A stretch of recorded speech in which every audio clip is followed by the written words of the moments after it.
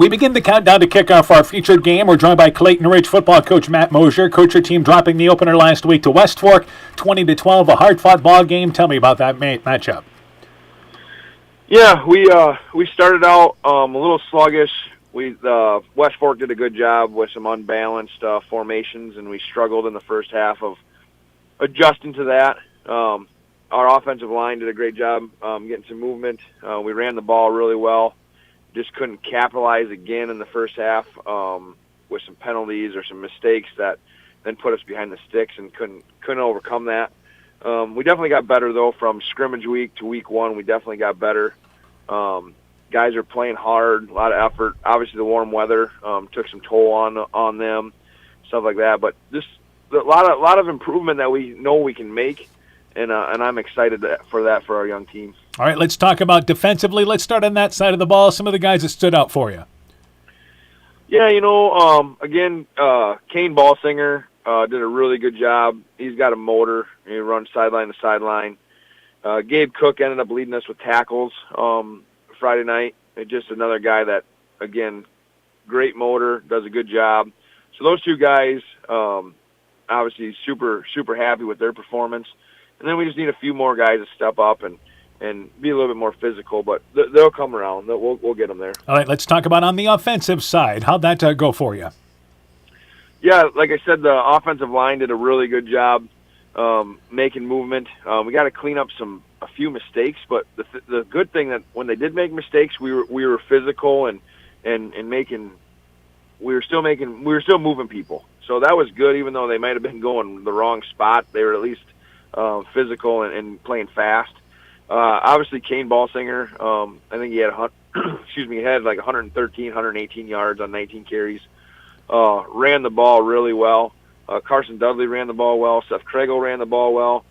Seth Kregel, being a sophomore quarterback, came out, went 5 for 8, and then had, I believe around 50 yards rushing. So for his first high school career start, did well, and we look to continue to capitalize on those successes that we had. All right, Starmont. So what do you know about the Stars?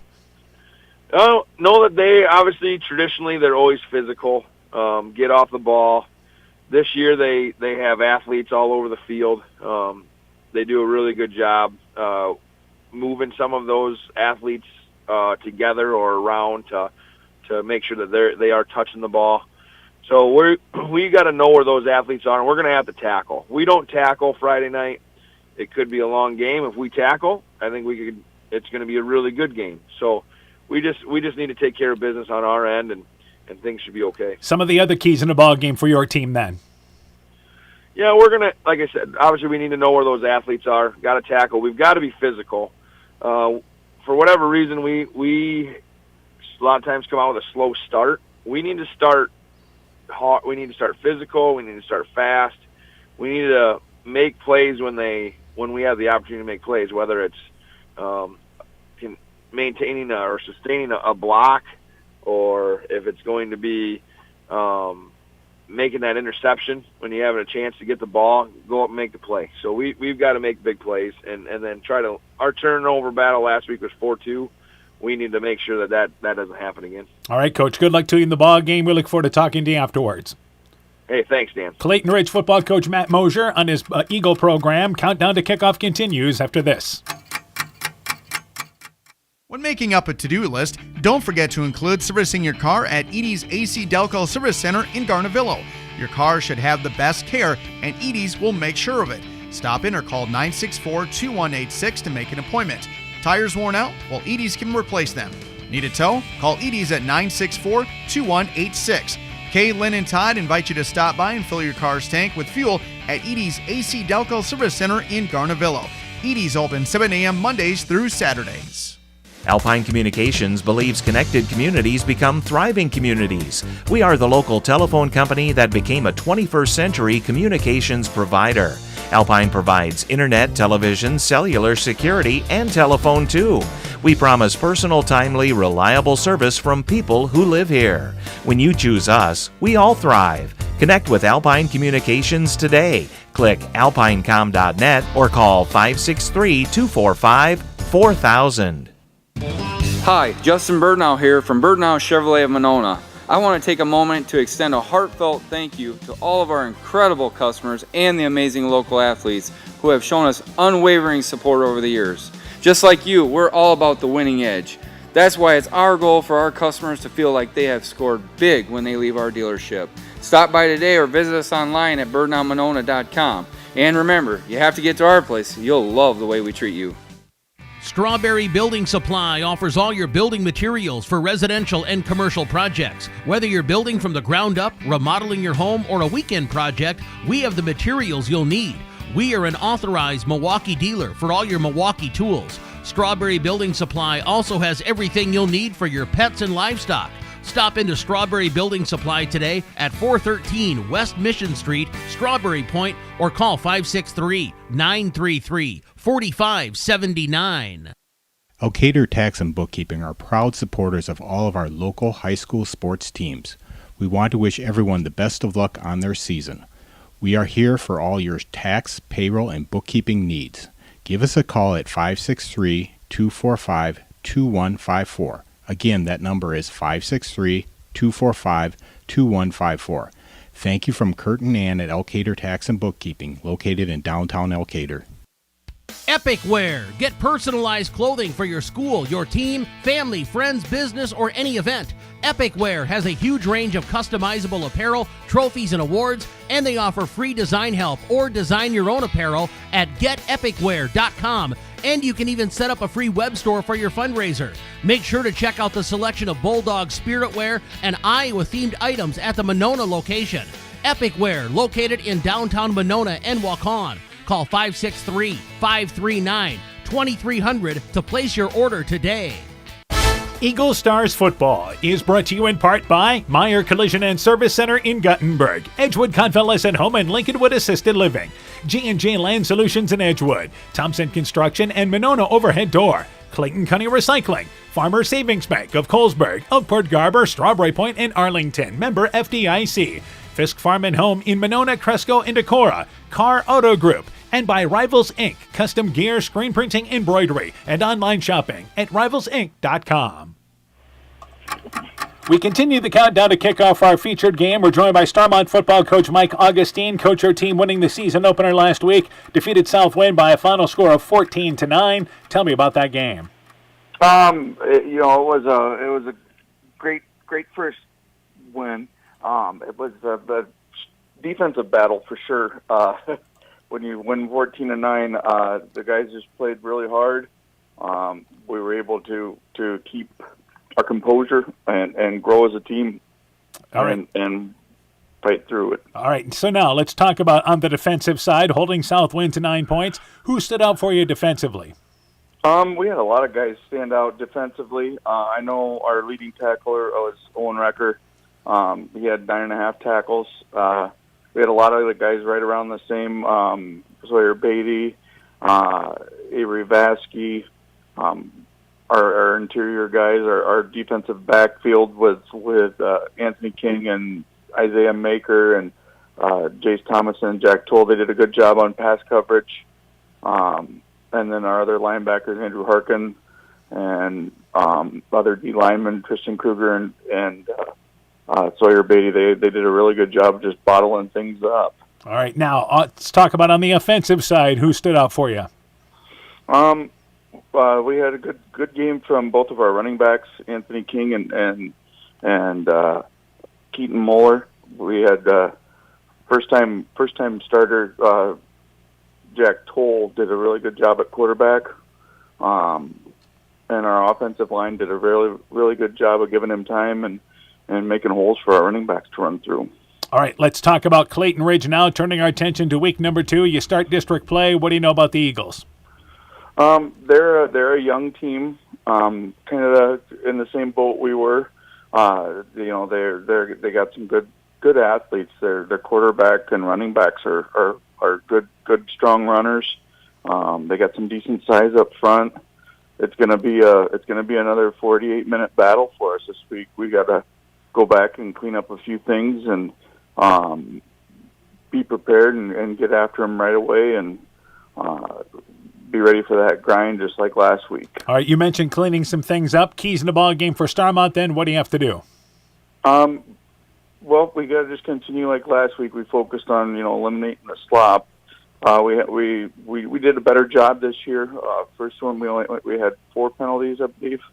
So that was better, and only 2 turnovers. So we want to keep getting the main goal is getting 0 on both of those ends. So and working on our offensive line surge a little bit better, but that's our areas of focus. We need to make sure we get off the ball and be in attack mode right away. All right, Coach, good luck to you in the ball game. We look forward to talking to you afterwards.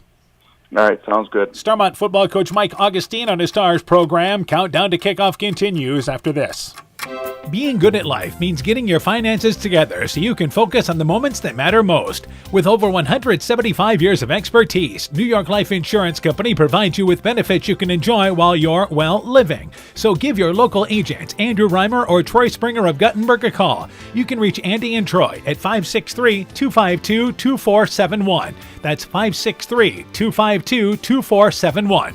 They can help you and your family be good at life. Wilkie's in Elkader is Iowa's oldest family-owned grocery store. You'll find Wilkie's 2 blocks south of the Keystone Bridge in historic downtown Elkader. Stop in and enroll for a Wilkie's reward card and receive points every time you shop.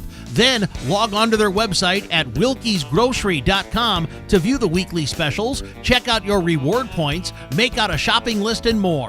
Wilkie's in Elkader, open Monday through Saturday, 8 a.m. till 7 p.m. Broadband is more important and versatile than ever, and you no longer need a home phone to utilize Neat's fiber broadband service. Freedom plans are now available to all subscribers on Neat's fiber network in and around Farmersburg, Luena, Monona, Postville, and St. Olaf. With speeds up to 250 meg, Neat's managed Wi-Fi is also included at no additional cost. Call today for more information on Neat's new Freedom plans and enjoy reliable, super-fast broadband internet service from Neat. Call us at 539-2122 today to discuss which Freedom plan is best for you. Neat, connecting you now. While out and about, don't find yourself stuck at the side of the road. At Edgewood Auto and Tire, our trained technicians work on all autos, trucks, semis, and heavy duties. We offer premier alignment service and DOT inspections and carry all major lines of tires. Call or ask about our current tire rebates. If you're in a bind and need a tow, give Edgewood Auto and Tire a call at 563-928-7333. Available 24 hours a day, 7 days a week. We offer a mobile tire repair service to get you back up and going, either on your farm or on the road. It's September, and Scooter's Coffee in Manchester has a deal for you. During the entire month of September, enjoy a brewed coffee in any size for free on them. Scooter's Coffee offers a variety of coffees, smoothies, blenders, and breakfast food products served all day long. Download the Scooter's Coffee app to order, pay, and earn rewards. Scooter's Coffee in Manchester, open Monday through Saturday 5:30 a.m. till 8 p.m. and Sunday 6 a.m. till 8 p.m. At American Family Insurance, protecting farms is at the heart of what we do. After all, it's where we got our start, more than 90 years ago. We understand it's more than a farm, it's your life. And that's why we offer customizable policies that protect what you've worked for. Let's build the policy your farm deserves. Contact Julie Depke, agent, at 563-245-2366 today. American Family Mutual Insurance Company, SI, and its operating company, 6000 American Parkway, Madison, Wisconsin. Good evening once again, everybody. How you doing? Dan Barnes along with Coach Aaron Hamann. Welcome to Starmont. It is week number 2 of the high school football season, and our featured matchup tonight, it is Starmont and Clayton Ridge, the Class A District 4 opener. Here we go with district play. Yeah, here we go. District play starting this week, and we got a good matchup this week between these two teams. A lot of youth in both of these teams. All right, let's talk about this matchup. Clayton Ridge involved in a tight game last week. They lost it by a final score of 20-12 at a game that was played at Wartburg College against West Fork. Meanwhile, for Starmont, they were involved in a close game and found a way to get it done. They won 14-9 with a touchdown in the fourth quarter to win that ball game. Let's start talking about the Eagles. First off, offensively, it's a team that wants to run the football, and Kane Balsinger, who is their junior running back, led the way last week over 100 yards. Yeah, 113 yards on 19 carries, and I think he's going to carry the lion's share again tonight. But they also have Carson Dudley, who's carried the ball 5 times, for 18 yards. had a touchdown, and of course the quarterback had a few carries. He also got himself a touchdown last week, and that's Seth Kregel. Seth Kregel, in his first start, went 5 of 8 passing-wise, did throw some picks in that ball game, threw 3 of them, and passed for 45 yards, but they feel like he has such an upside. He rushed the ball 18 times, as you mentioned, for 50 yards last week. But it's a team that wants to run the football, but both these teams, again, offensively, were challenged in week number 1. They were, and I think they were forced to throw it maybe a little more than they wanted to. Had a little bit of success on both sides of the ball, so I'm curious to see what has to happen tonight. If one of these teams ends up controlling that line of scrimmage, maybe we see it air it out a little more, but a lot of youth on that Clayton Ridge side of the ball. For Starmont, let's talk about those guys offensively. Anthony King scored a couple of touchdowns for them. Again, they didn't generate a ton of offense, but he had 10 rushes for 64 yards last week. Yeah, and he put those 2 touchdowns in there, and that was enough to get it done against Southwind. But again, you look at the guys that are behind him. Keaton Moeller is a sophomore. He had 6 carries, 23 yards. Isaiah Maker, the senior, who's going to do some receiving for them. And then, of course, their quarterback, another sophomore, Jack Toll. He was 5 for 12, 48 yards last week. And you talk about some athleticism there. Toll ended up throwing for 48 yards in that ball game. He also rushed 8 times, by the way. And again, threw a couple of picks in the ball game. So we've got sophomore quarterbacks here, and part of that is the learning process for those guys. Yeah, absolutely. When you have youth like that, they got to figure things out. And last week was week 1. We hope to see improvement out of both of these teams this week. But I think it's a good matchup, and I think both of these teams are going to try to be physical. Let's talk about on the defensive side, and for Clayton Ridge, West Fork scored a touchdown late to make that a 20-12 ball game, but they're really pleased with what they did defensively, and for them it starts up front with their defensive tackle, 6'4", sophomore, 185 pounds, in Gabe Cook. Yeah, he had 6 tackles last week, all solo tackles to lead the way for them. Next to him, you've got Gannon Yoster, a junior. He had 5 tackles for him. William Roth had 3 tackles, another junior. So those guys kind of led the way for him, along with some of those skilled position guys that we talked about earlier. Meanwhile, for Starmont, Owen Recker did just that. He was a Recker defensively last week for them. Owen Recker is one of the defensive linemen. He's another 6'4", 205-pound kid. He is a junior, and again, they held Southwind to just 1 touchdown in a field goal last week, and it starts for them up front. Yeah, that was huge. He had 9.5 tackles for him, 9 of them solo. So he was definitely a force, and I'm sure watching film this week, Clayton Ridge is going to know where he's at. Then you throw in another junior, Avery Vasky. He had 7.5 tackles. Andrew Harkin, a senior, he had 6.5 tackles. And I think Sawyer Beatty, the senior there, along with Harkin, another 5.5 tackles. Let's go through the starting lineups for these teams. For Clayton Ridge, the quarterback is Seth Kregel. He's a sophomore, we mentioned, 5'11", 170 pounds. He's joined in the backfield by running back Kane Balsinger, a junior, at 5'9", 180. Carson Dudley starts as the fullback. He is a senior, 5'11", 190. The tight end is Maddox Mosier, a junior, 6'2", 200 pounds. The wide receivers are Brendan Preby and William Rote. Preby is a sophomore, 5'4", listed on a roster as 80 pounds. Meanwhile, William Rote, and I hope that's a typo, William Rote is 6'3", 190 pounds. He is a junior. As far as the line, Randy Sarazue is the anchor of the line. He's a junior, 5'10", 210. The tackles on the left side, Gabe Cook. We mentioned what he is defensively, but he plays left tackle. Owen Brandt is the right tackle, 6'5", 300 pounds. He is a sophomore. The guards are Carson Letterly. He is the right guard, 6'1" junior at 180 pounds. And the other starter up front for them at a guard spot for Clayton Ridge will be Dominic Mast. He is a 5'6", 185-pound sophomore. That's your starting lineup for Clayton Ridge. We'll take a break. When we return, we'll set the lineup for Starmont's offense and be back and talk about keys in the ball game. They're going to take the national anthem here, so we're going to take this break. You're listening to high school football from KCTN Sports. People's State Bank is locally owned and locally managed with 20 convenient locations in southwest Wisconsin and northeast Iowa. If you're looking for a place where you're more than just a number, but still have access to convenient technology, we're it. As a community bank, we're proud to support many of the local charities, county fairs, community events, and more. When you become part of People's State Bank, you can be confident that you're standing with a good cause. People's State Bank, community-minded, just like you. Member FDIC and equal housing lender. It's back to school time again, and that means the fall sports season is in full swing. Dr. Mark Foey, Dr. Jessica Wilkie, Dr. Courtney Wicken, and the staff of Family Dentistry Associates of Monona wish all of our area cross-country, volleyball, and football student athletes a very healthy and successful season. Get out and support your local school sports teams this fall. Family Dentistry of Monona, where health-changing smiles are created. We know that potential is greatly enhanced through hard work and dedication. At Viafield Cooperatives, we promise to provide innovative products and dependable service to help you meet and exceed your potential. From agronomy to energy, grain to feed, Viafield is excited to provide growing opportunities for both producers and consumers at 18 locations throughout northern Iowa and southern Minnesota. Want to learn more about Viafield? Go to viafield.com. Viafield is a proud supporter of our local student athletes.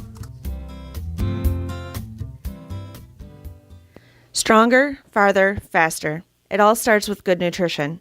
Clayton County Farm Bureau is proud of our livestock farmers who provide high-quality protein needed to fuel our young athletes. The ultimate pre- and post-game fuel-up can be found in meat and dairy foods grown right here. Meat and dairy are natural sources of essential vitamins that support health, energy, and performance. We know our student athletes are the real deal, and Iowa's livestock farmers are committed to helping them reach their goals. To learn more, visit realfarmersrealfoodrealmeat.com. For generations, local farmers have trusted Freedom Bank to provide the financial backing they need to succeed.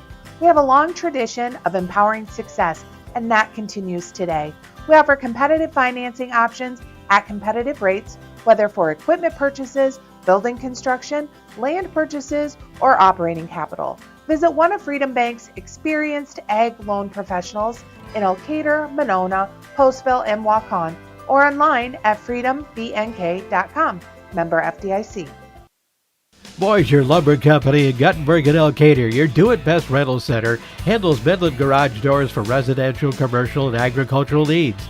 Midland Steel garage doors provide the best all-around value when appearance, security, durability, and low maintenance are desired.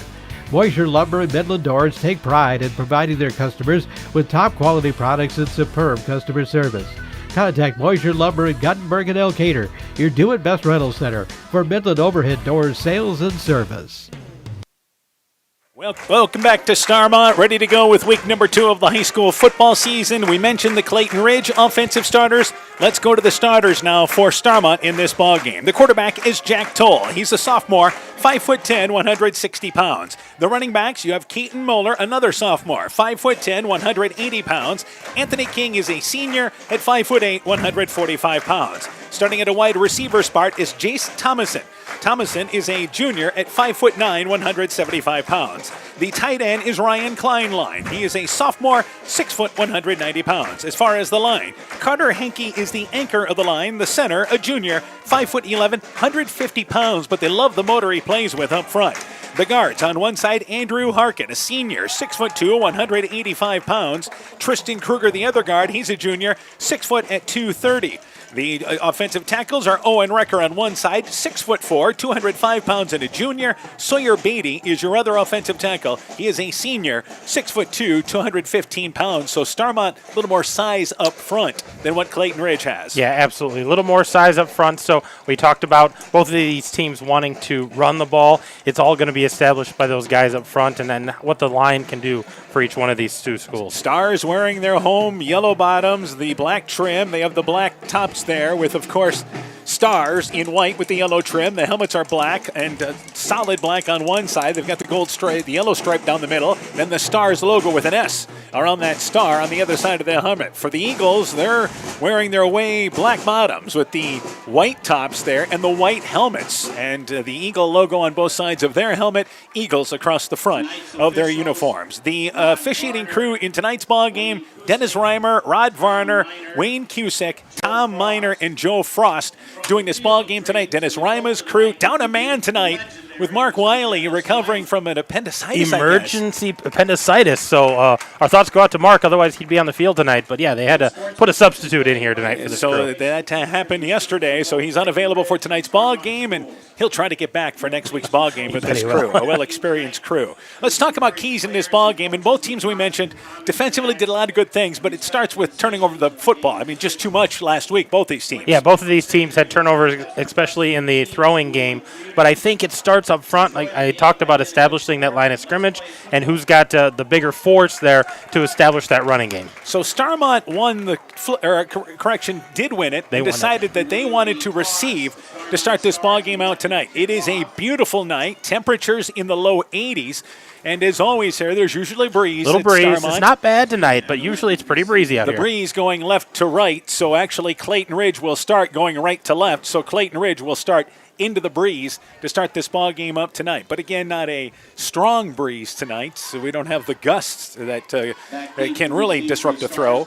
So it will be Clayton Ridge to launch it away. Back deep for Starmont is Anthony King, and also back there is Keaton Moeller. So the two running backs spread out across the 5-yard line. We'll have updates on a number of games tonight. North Fayette Valley's at Sumner Fred, MFL Marmac at Waukon, Postal hosting North Lynn, Edco entertaining Easton Valley in 8-man, and also Central hosting Don Bosco in 8-man tonight. We'll have updates on all of those games. Set to launch it away, Randy Sarazua, who's not only the center, but the kicker. And it is a short kick. The up back picks it up there in number 8, Isaiah Maker. Brings it outside the left hash mark, steps across the 25-yard line, ahead to the 35-yard line, able to push his way forward to the 40-yard line. Tackled by number 44 in Chris Gebhardt on special teams. Stars take over, first down, 10 yards to go, but decent field position at their own 40-yard line. Yeah, great field position here for their first series, right on the 40.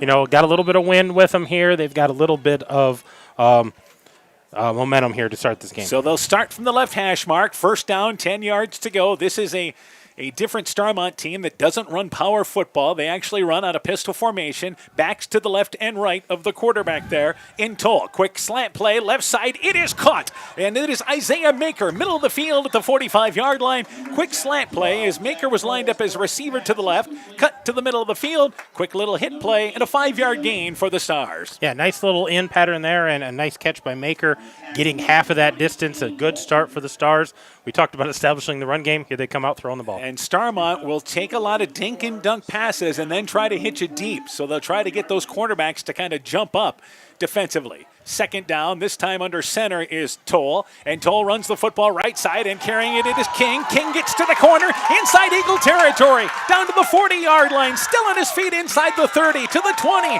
Finally pushed out of bounds inside the 15-yard line. So they just power ran the guard, sweeping from left to right. Great block to spring King free. And 41 yards there on the carry for King. So the first big play of the football game comes from the Stars. They mark him down at the 14-yard line. So Starmont threatening. In on the tackle for Clayton Ridge in pursuit was Carson Dudley way downfield. So the Stars back to more of a power formation. Receivers split left and right. Toll with him under center, and on first down they run it right side. Carrying it there is Moeller. Moeller goes inside the 10-yard line. Dudley there stands him up inside the 10 down to the 9. Seth Kregel from the secondary also up as well, but a 5-yard pickup. And what the Stars doing is basically running that running back from the left side to the right side of the line. Yeah, they've been running across a little cross-buck play there, giving the ball and cutting across the grain a little bit and finding holes. Did the same thing on that little dunk pass where they kind of cut across the grain, finding those seams and having success here early. Starmont last year, their best performance offensively was against Clayton Ridge during the season. So they're off to a good start here. Toll under center, receiver to the left side in Maker. Double backs in the backfield. And on first down, actually 2nd and 6, they run it. Here's again a crossbuck play right side. Second carry for King. Stays on the right hash mark. Brings it inside the 10-yard line. They mark him down inside the 3-yard line. So they say he was down when the ball spotted up, but it's down to the 3-yard line, and it's first and goal. The Stars knocking on the opening possession. Yeah, that ball came out, but he landed right back on it, so luckily there. But a great gain there for the first down, first and goal here. So first down and goal to the 3-yard line. Clock picks up again.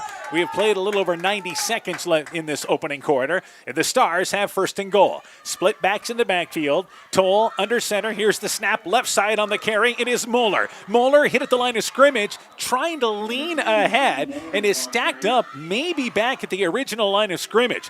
Number 52 up front for Clayton Ridge. Gabe Cook, the defensive tackle. It may be a loss of a yard. I don't think he got back. No, he didn't get back to the line of scrimmage, and he fell backwards on that. So great pursuit there by a push by the guys up front for Clayton Ridge, not breaking here near the goal line. So we'll push him back closer to the 5-yard line. So that's a loss of a good solid yard and a half there. So second down and goal for the Stars. They operate from the right hash mark. Now receivers, 2 to the right, a receiver to the left, the right side, the short side of the field. Toll here on second down and goal from the 5-yard line. Toss play to King. Spins in the backfield, cuts back up the middle, and is able to go through untouched for the score. Took a step to the left. That was cut down. Darted back up the middle, and a 6-yard touchdown run for Toll, and the Stars strike first. Yeah, that was a great read there by King. The original place where he wanted to go, that lane was taken away, so he sidesteps to the right, waltzes in for the touchdown, the easy 6 points. Officially a 5-yard run. So in to try the PAT is Jack Thomason. Thomason was 2 for 2 a week ago. Toll to hold for the PAT. An impressive opening drive. A low snap, and it's a busted play. Now Toll just trying to run. Rolling to the right side. He's going to try to run in. Reaches inside the right pylon. Gets the 2-point conversion. Heads up play by Toll. Low snap. He knew it was going to be problematic. And he rushes in for the 2-yard scamper. So it is 8-0. Starmont in the lead in the opening drive. You're listening to high school football from KCTN Sports. Stop into Nightingale Drug in Guttenberg to find that perfect gift for that special occasion. We have Silver Stars jewelry line, Gans and Carson home decor, Simply Noel purses and bags, Melissa and Doug toys, and baby items. Need that last-minute greeting card? Stop in and see our large selection. We have something for every occasion. Nightingale Drug and Gift Shop, your small-town, family-friendly business, located along Highway 52 in Guttenberg. Health Mart, caring for you and about you. This is Chris Holbert, General Manager of Hall Roberts Son Incorporated in Postville. We would like to wish the area student-athletes both a safe and successful sports season. We have been a community-based company since 1864, servicing and supporting the area ag industry with products necessary for daily success. We look forward to continuing to serve and support both the ag industry and high school athletes in our surrounding communities. Thank you and good luck from the families at Hall Roberts Son. So a 5-yard touchdown run by Anthony King, and Toll runs in the conversion, 8-0, 2 minutes, 32 seconds into the opening quarter. Thomason set to launch it away, back deep for the Eagles. Back to receive there is Gabe Cook. Not very often you have a number 52 standing back at the 5-yard line. Also back there to receive is Kane Balsinger as well. So an impressive opening drive by the Stars. Thomason launches it away from the 40-yard line, and this is Cook, middle of the field, picks it up at the 15-yard line, brings it outside the right hash mark, fumbles the football as he's hit. It's loose down at the 25-yard line. A Star was able to reach in there, knock it away on special teams, but the Eagles fortunate to fall back onto the football, and covering the football there is number 5 for them, Nolan Kulker, a freshman on special teams. So the Eagles avert disaster on the kickoff, maintain possession at their own 25-yard line. That could have been disastrous for the Eagles if Starmont would have landed on that, but got back on it, so here's their first possession of the first quarter. So first down, 10 yards to go for the Eagles. The Eagles, actually, their offensive line is up at the line of scrimmage, and it will be the receivers and the quarterback alone in the huddle. So the line has a call as they all look at their wrists. Yeah, they have all the wristbands with the calls on it, and the skilled players are back getting the other call. 3 receivers bunched up in a group to the left. First down, 10 yards to go. Kriegel out of pistol formation, and before they get the play off, it is a delay of game against the Eagles. So again, they have not been a fast-starting team. Coach Mosier talked about that on the Countdown Show. It's a team that just has had trouble starting fast, not just this year, but last year. Yeah, they just need to get things moving a little quicker, get the calls a little crisper, get after it. So a 5-yard penalty, 1st and 15. They're on the football left side, and it is Kane Balsinger getting the handoff. He was lined up to the right of Kriegel, brings it left side, maybe back to the original line of scrimmage. King from the secondary amongst the Stars in pursuit. It is no gain, and it's second down, 15 yards to go. Yeah, that's interesting, having the wristbands for the guys on the line, and I'm sure that's just giving them their blocking assignments. And then the receivers and the running backs are all in the huddle. So 2 receivers to the right, a receiver to the left, and it is Kriegel out of pistol formation, and Balsinger, Kane Balsinger, is to his left. Second down, 15 yards to go. Back to Balsinger, hit in the backfield, and is going to be stood up, maybe back at the line of scrimmage. The first Star back there was number 57, Owen Recker. We talked about what he did last week up front against Southwind. He busted up the play, slowed it down as he crashed in from the right side. No gain, and it's 3rd and 15. Yeah, and Recker just doing what he does up there, causing some havoc, and Here's Clayton Ridge, third and long, behind the sticks to start their first possession. We say this a lot because it's true, but teams that struggle offensively want to stay out of third and long. Third and manageable situations is what they can deal with. 2 receivers to the left, 2 to the right. Craigle has Balsinger to his right, and on third down, 15 yards to go, gets the snap and has to throw the football. Craigle rolling right and now going to run it, gets to the 20-yard line, then hit hard as he cut it back near the right hash mark to the 22-yard line. Great coverage downfield by Starmont to take away any passing lane. Sawyer Beatty, the defensive tackle on the left side, forced the action back to where the rest of the linebackers are flowing. It's a pickup of 2, and it's fourth down, 13 yards to go. The Eagles going to go 3 and out. Yeah, that was a nice coverage play there. Nice job on the outside by Beatty, forcing it to the middle. Good pursuit by their linebackers. Punting is number 8, I believe there, and that is Nicholas Miller. Meanwhile, back to receive for Starmont, and Anthony King and also Keaton Moeller. So they are standing at midfield, and there's a short punt that is blocked and picked up in the air by Toll, and Toll's going to swoop it and go in for the score. The kick was blocked up front, popped right in the air in the breadbasket for Toll, who strolls in from 5 yards out, and it is 14-0, a huge special teams play by the Stars. Yeah, and we talk about the athleticism of both of these teams. They're young players. There's another example with Jack Toll just being athletic, going up and getting that ball, not just content to catch it, but he wants to catch it on the run in for a touchdown. A great score for the defense, special teams for Starmont. So they will now go for the PAT to try to make it 15-0. The Eagles late getting a player on from the sideline. They've got 11 out there, and Starmont threatening to go up 15-0. Spot is down by Toll. Thomason's kick is up. It's high enough, long enough. Put it on the board. 7:18 left in the opening act. It is 15-0. Starmont in the lead. Let's take this break. When I started out in the car business, my dad gave me some good advice. Hi, it's Forrest Brown with the Brown's family of dealerships. What my dad told me is when you sell someone their first car, you need a good sales department. But if you expect to sell them their second, third, and fourth car, you better have a great service department. Visit any one of the Brown's family of dealerships in Guttenberg, Elkader, West Branch, or Victory Ford in Dyersville and find out why Brown's is your hometown dealer, no matter where your hometown may be. Eagle Stars football is brought to you in part by EFM Construction, Rodas Chevrolet, Nading Service and Sporting Goods, Evans Chiropractic, Rivertown Family Dentistry, Dr. Alicia Waukee in Guttenberg, T&K Cahoon, your Napa dealer in Monona, St. Olaf Ag Sales and Service, Growl Logs and Lumber in Elkader, Timber is a Crop, Harvest Wisely, LTI & Sons Water Conditioning, your Connecticut dealer in Postville, TJ's Pizza in Monona and Claremont, and Myers Auto Service in Monona.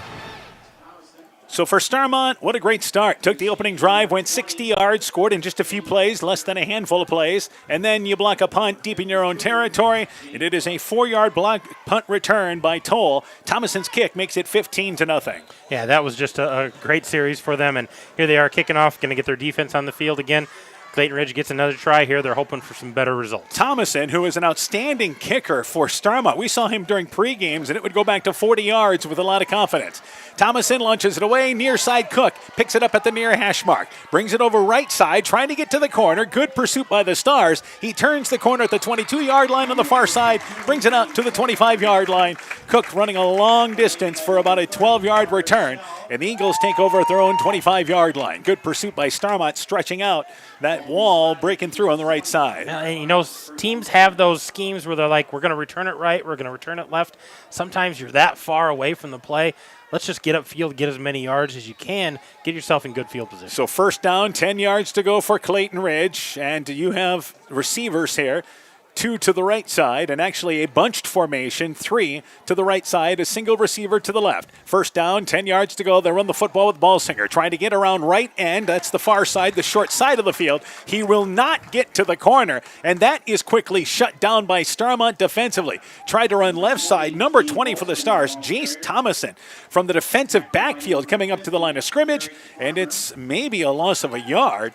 And they'll call it second down, 10 yards to go, closer to no gain. That was a great pursuit, both by the line and by those linebackers flowing, and a good up support there from the defensive backs. And there's no doubt the Eagles need to get Ballsinger going in this ballgame with over 100 yards last week. Yeah, they got to establish something with him. But right now, Starmont's doing a great job of getting to the line and controlling that line of scrimmage. Second down, 10 yards to go. Two receivers to the left, a receiver to the right, and to the left of Craigle is once again Ballsinger. So second down, 10 yards to go. Back to Craigle, and before this play gets going, there is another delay of game against Clayton Ridge.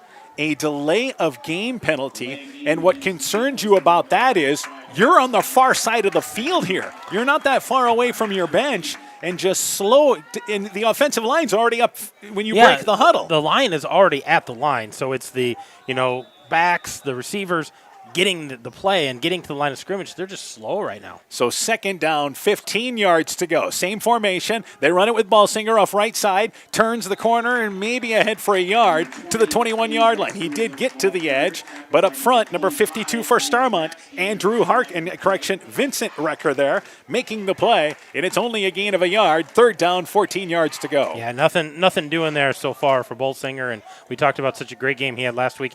He's off to a real sluggish start, not able to find those holes and those gaps to get upfield. And by the way, it was actually Tristan Kruger who made the tackle up front. So third down, 14 yards to go. Another situation now, back-to-back drives where the Eagles are staring at third and very long. Yeah, third and long, and we talked about their struggles throwing the ball last week. They don't want to be in those situations. Two receivers to the left, two to the right. Craigle gets the snap, rolling out to the left. Ballsinger's the lead blocker. Craigle drilled back at the 15-yard line. In pursuit, number 25, Avery Vasky, the linebacker, as Craigle was looking down the field, and Vasky just shot through off the right side, sacks him back at the 16-yard line. Craigle hanging on to the football. That's the important part. Yeah, that's the important part for the Eagles, is he held on to it, because he was hit pretty hard, but another punt situation here for the Eagles. The last one got blocked.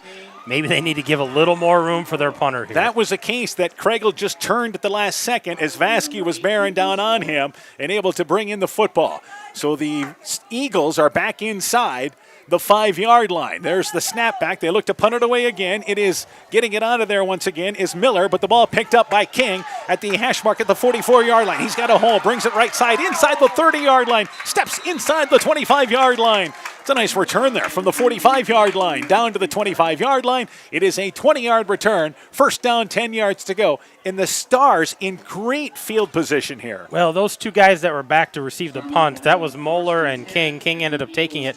They were standing at midfield. So it's not like we're flipping the field here at all. Clayton Ridge has been playing this whole first quarter in the shadow of their own goalpost here, and it's not where they want to be. With the exception of one play, it's basically been from the 40-yard line on in.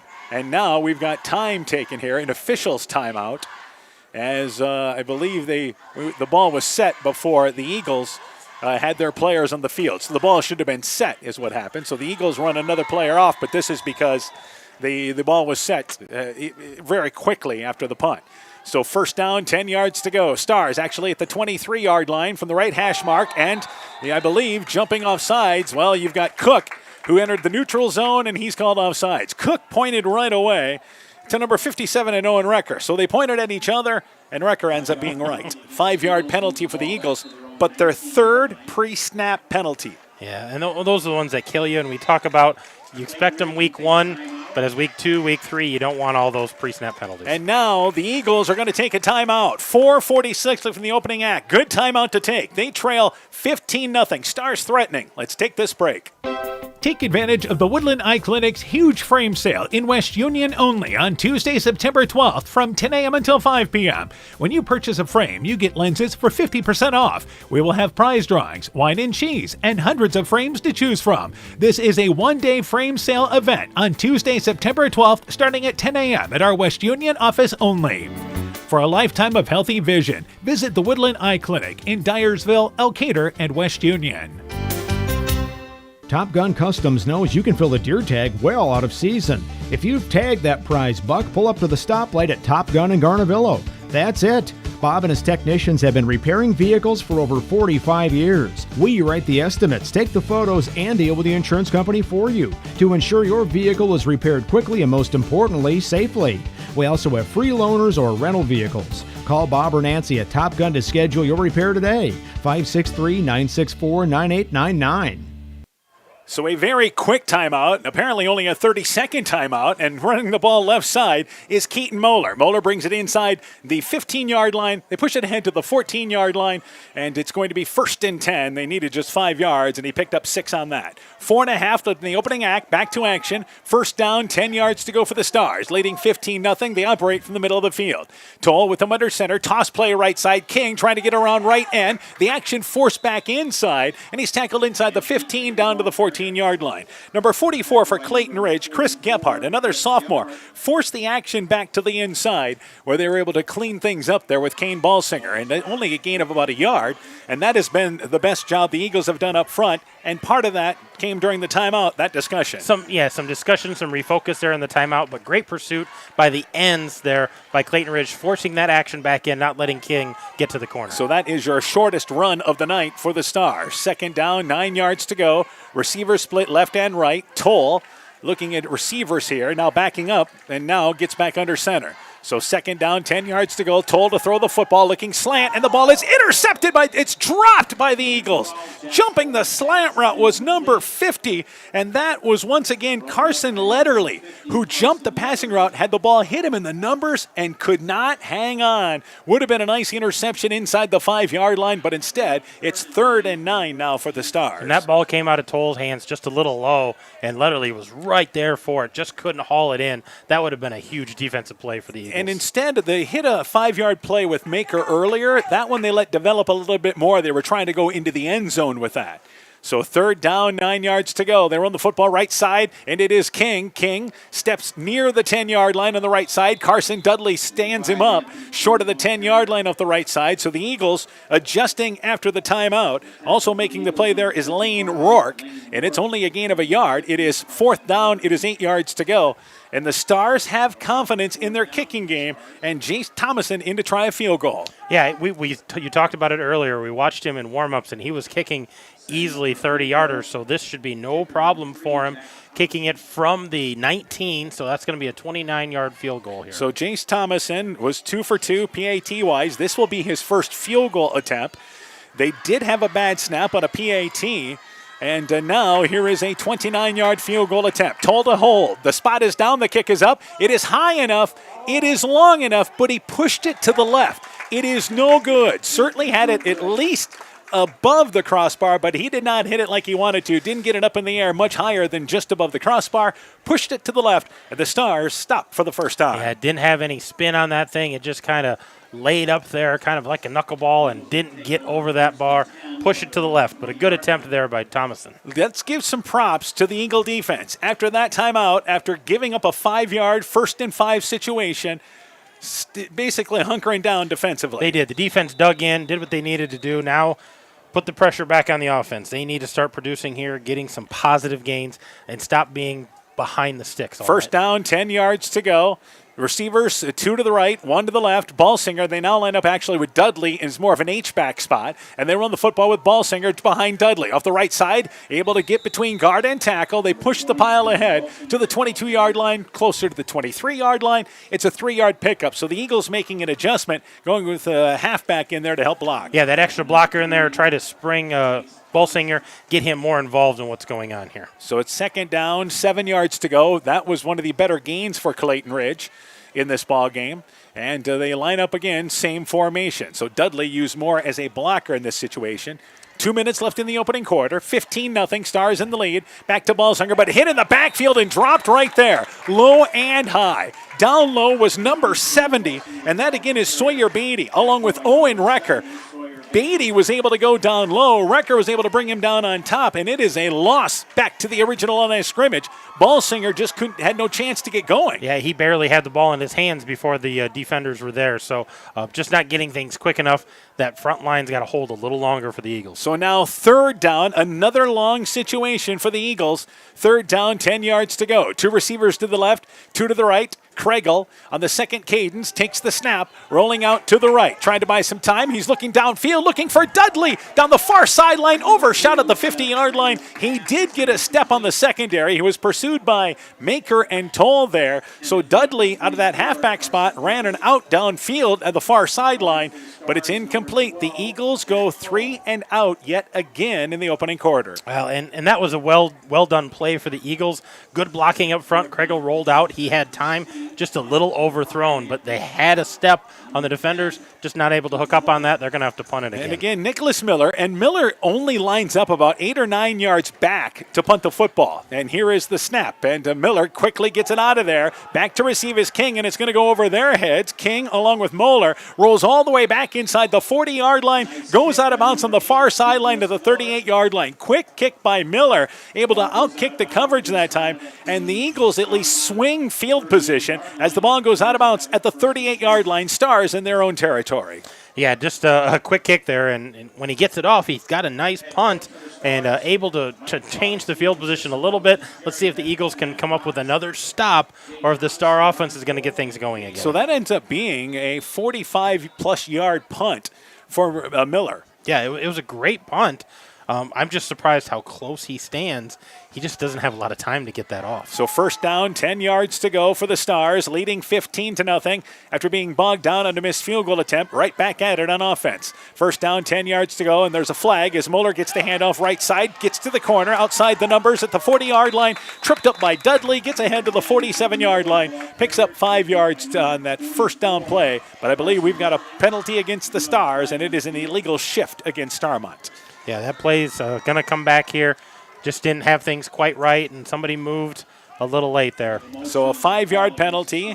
The Stars pushes them back and negates what was a solid run by Moeller on first down. Yeah, nice job by Moeller getting to the corner that time. First time we've seen Starmont really kind of sprint to the corner, and Moeller was able to get around things, but it's all coming back. They're going to start again. So first down, 15 yards to go at the 32-yard line. 33-yard line is where they spot it. Stars operate from the left hash mark.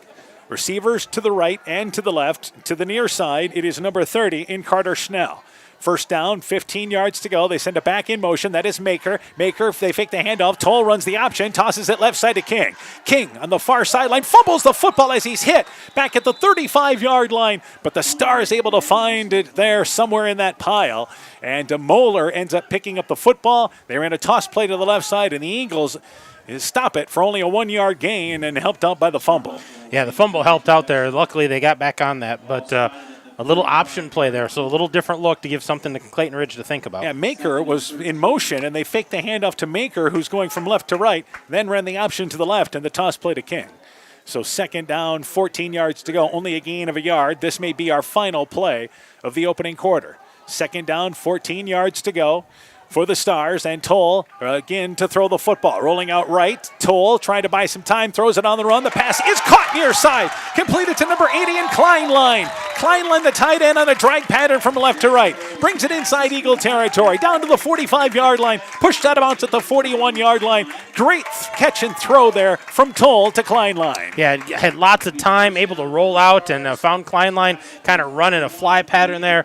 He hauls it in, holds onto it as he goes to the ground. He lined up as the tight end on the left side, and then just that drag pattern across the middle of the field.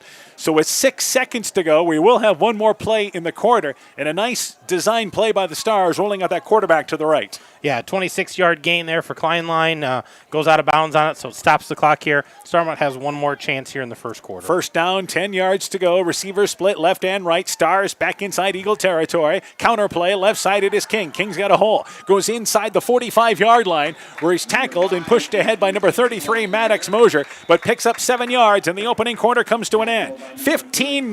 Starmont with the lead and threatening. You're listening to high school football from KCTN Sports. The Veterans Memorial Hospital Medical Clinic Postville is now open. This is Michelle Crary, and I'm the full-time nurse practitioner. I welcome you to establish your medical care with me at our new clinic. I became a nurse practitioner to make a difference in my patients' lives, and I'm very excited to have this opportunity to do so close to home. We are available 5 days a week, Monday through Friday from 8 to 4:30 each day. Veterans Memorial Hospital Medical Clinic Postville, now open and welcoming everyone. Eagle Stars Football is brought to you in part by Agent Lanny Keel, your New York Life Insurance Company agent in Carnavello. Hill Country Convenience Store, Every's Auto and Tire in Colesburg. Welterland Motors in Edgewood. Citizen State Bank of Monticello, Hopkinton, Ryan, Manchester, Winthrop, Strawberry Point, Springville, and New Vienna. Member FDIC and Equal Housing Lender. Nick's Excavating and Kane Construction in Farmersburg. Dean Family Chiropractic in Claremont. And by Culligan Water Conditioning in Elkader.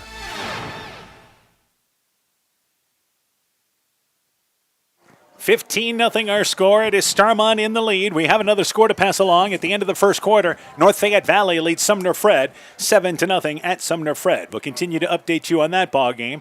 Meanwhile, for the Stars, up 15-0. They have dominated the line of scrimmage on both sides and driving here inside Eagle territory.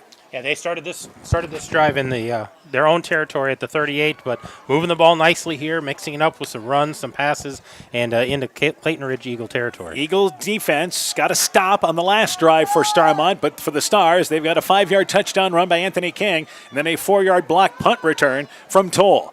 Second down, 4 yards to go. Toll to throw the football again. He's got time, looking right sideline, far corner to Maker at the 20-yard line. He's overshot as he ran a curl route to the outside, incomplete. And it's third down, 4 yards to go. That was actually Anthony King he was looking for on that far sideline, running that out down the field. Yeah, ran a little curl pattern, a comebacker, and that ball thrown to his outside shoulder, and he was kind of standing on his inside shoulder, not able to reel that in.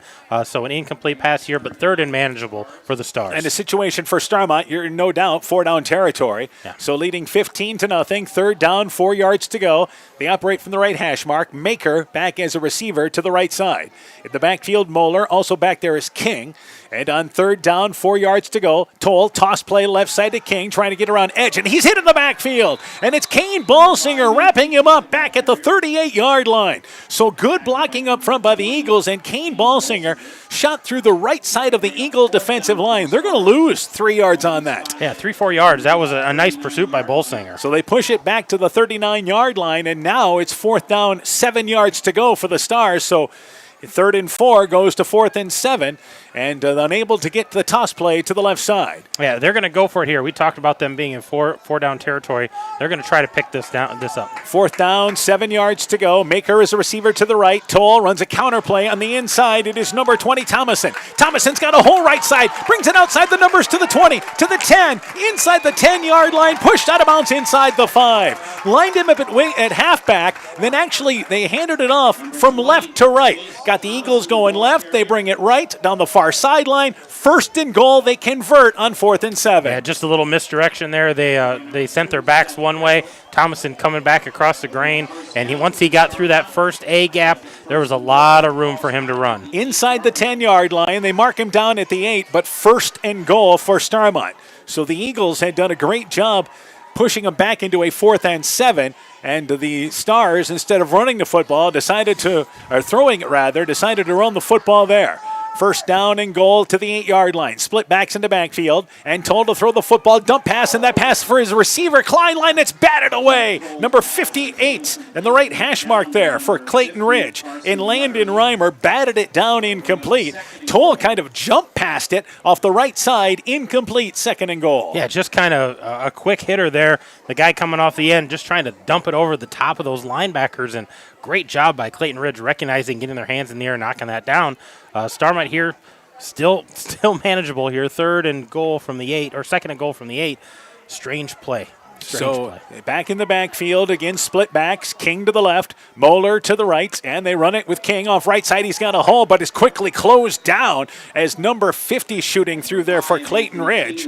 And that was Carson Letterly making a play off the right side, maybe back to the original line of scrimmage. Suddenly the Stars unable to run those misdirection plays, and it's third down, 8 yards to go. Yeah, this drive's kind of stalled out. They got within striking distance and still struggling to find that end zone again here since that first opening drive. They mark it closer to the 6-yard line, so give them a pickup of 2 on that, but it's still third down and goal to the 6-yard line. Receiver to the left in Maker. He's got one-on-one coverage off the left side. That's the near side. Third down and goal, and jumping off sides is Clayton Ridge. Toll brought him up to the line of scrimmage. You change the cadence, and that moves it half the distance to the goal. And they instead call a false start on Starmont. And what happened is Toll oversold it. And you can't do that as a quarterback. Yeah, that hard count and really trying to get into it, and a little too much, the official said. Yeah, so let's back them up. So Toll, again, ended up moving the head quite a bit, and it goes back outside the 10-yard line. 3rd and goal, back to the 11-yard line. So a break there for the Eagles as they had 3 enter the neutral zone up front.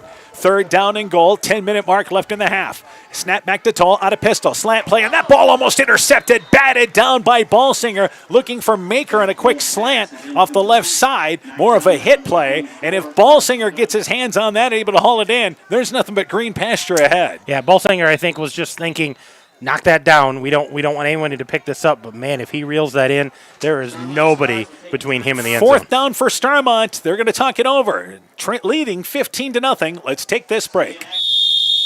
Hey, sports fans, take a time out and call Garms Financial Services. Their team of agents can show you how to save money on all your insurance needs with Grinnell Mutual. Whether you need auto, home, farm, crop, or business insurance, Garms Financial Services has you covered. You'll also receive quality protection, expert advice, and local friendly service. Call Brian Bugenhagen, Cheryl Wagner, Emily Bazin, or Kayla Olson today for a free competitive quote. Garms Financial Services in Elkader, your trusted choice agency. So a timeout taken by Starmont. They want to make sure what they're doing here on a 4th and goal play. The Eagles, and again, they have had their backs towards the goal line most of this first half. Defense trying to get another stop. Stop the Stars earlier inside the 20-yard line. Can they get a stop here, trailing 15-0? It would be another huge stop. 4th down and goal, 11-yard line. Toll is under center, and there's movement by Starmont. They were going to run a counter play as moving before the snap was Moeller in the backfield. Moeller was going to take a step to the right, then bring it back to the left. But that's going to push the Stars back outside the 15-yard line, and it's going to change their thinking. They're going to try another field goal here.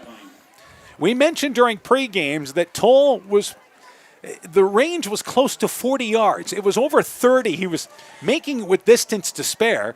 This is going to be a 33-yard field goal attempt. So this is from the right hash mark. Missed earlier, which was from 29 yards. So just a few yards here. He did have the distance on that last one, but pushed it to the left. Needs to probably get a little more oomph, a little more air underneath it. So here is your 33-yard field goal attempt by Thomason. Toll to hold. Spot is down. Kick is up. It is high enough. It is long enough. And it is good. Splits the uprights. 33-yard field goal by Jax Tomlinson. And it is 18-0. Starmont in the lead. You're listening to high school football from KCTN Sports. Inspiring changes to a happier, healthier you is what we do at Clayton Drug. We are committed to helping you achieve the highest quality of life possible. We are a full-service pharmacy offering services such as med packing to your home or mail delivery and online prescription refill. We also offer a cash pricing program on name brand and generic prescriptions. Call 563-245-2530 to find out more. Clayton Drug, connecting the communities of Elkader, Strawberry Point, and Sumner to serve us all in between. Hi, this is Cody from Torkelson Motors in Elgin and Waukon. At Torkelson Motors, we believe that student involvement in activities is a great way to help grow our communities, and we are proud to help sponsor this game for your enjoyment. We've been serving Northeast Iowa since 1926 and appreciate the business that our customers have given us and the support they provide to our area schools and communities. So the next time you are in need of a new or used vehicle or a repair, stop into Torkelson Motors. We've been selling cars the old-fashioned way with a friendly smile and a handshake right here next door in Elgin and Waukon. By the way, Jax Thomason, the field goal. I believe I said Jace. Jax is the freshman. Yes. So Jax Thomason with a 33-yard field goal, and it is 18-0. Starmont in the lead, and it will be Thomason to launch it away. And a nice round of applause by the fans. Pleased to see that from the young freshman, by the way. And it had room to spare. So Thomason, a short kick. This is on the far sideline, and it falls at the 20-yard line, picked up there by the Eagles, and that is Cook on the far sideline. Picks it up at the 20, stumbles ahead to the 27-yard line, 7-yard return. First down, it is 10 yards to go for the Eagles, and the Eagles have started every possession inside the 30-yard line in this first half. 9:49 to go. They trail 18-0. Well, to say their offense has been sluggish is an understatement. They're just trying to find something positive to build off of to go into the half. Looking for a first down. A first down, some kind of big gain. So first down, 10 yards to go at their own 27-yard line, trailing 18-0. Dudley still at a halfback spot. Balsinger is to the left of Kregel. We really haven't seen Kregel run the ball just too much here early in this game.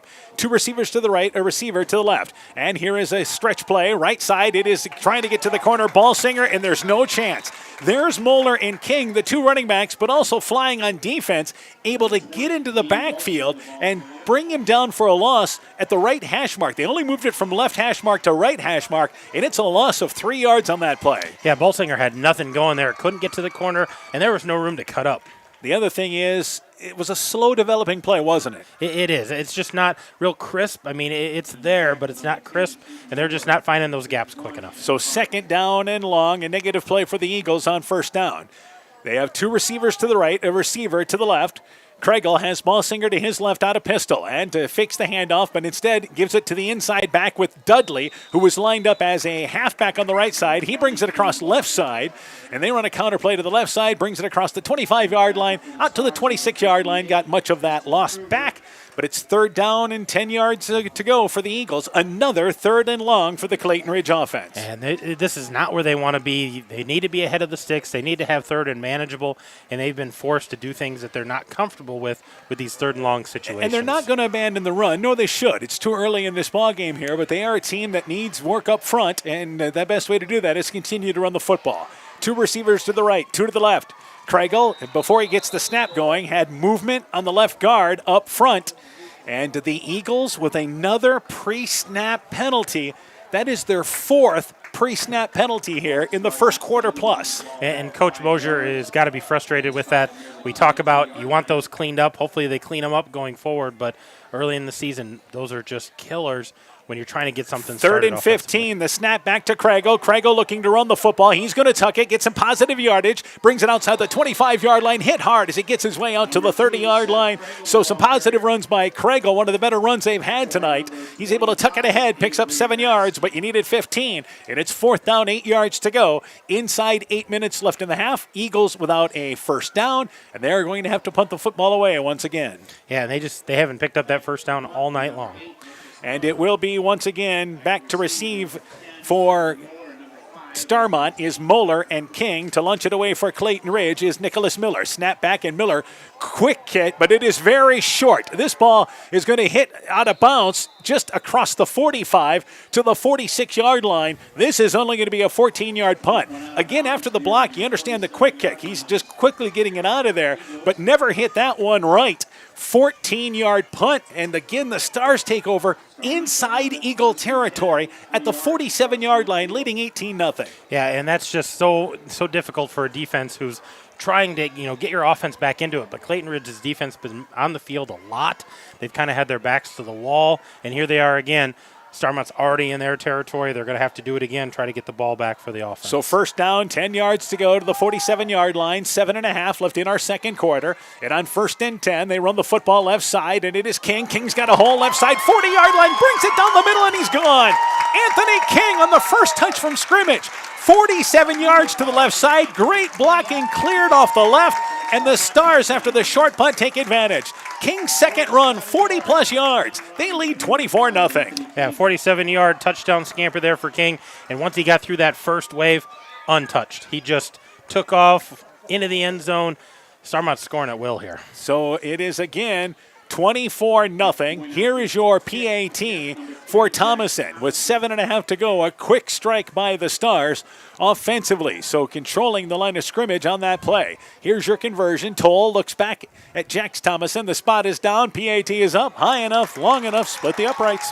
7:26 to go in our first half. 25-0. Starmont in the lead. You're listening to high school football from KCTN Sports. I should have moved over for that utility van. I should have slowed down for that bucket truck. I should have slowed down and moved over for that maintenance vehicle. I should have known the law. Did you know that in the state of Iowa, motorists are required by law to move over or slow down when approaching any stationary vehicle that has its flashing lights activated, including utility trucks and maintenance vehicles? Failing to do so can result in fines or the loss of your driver's license. So when you see flashing lights, move over or slow down, preferably both. It's the law, and it might just save a life.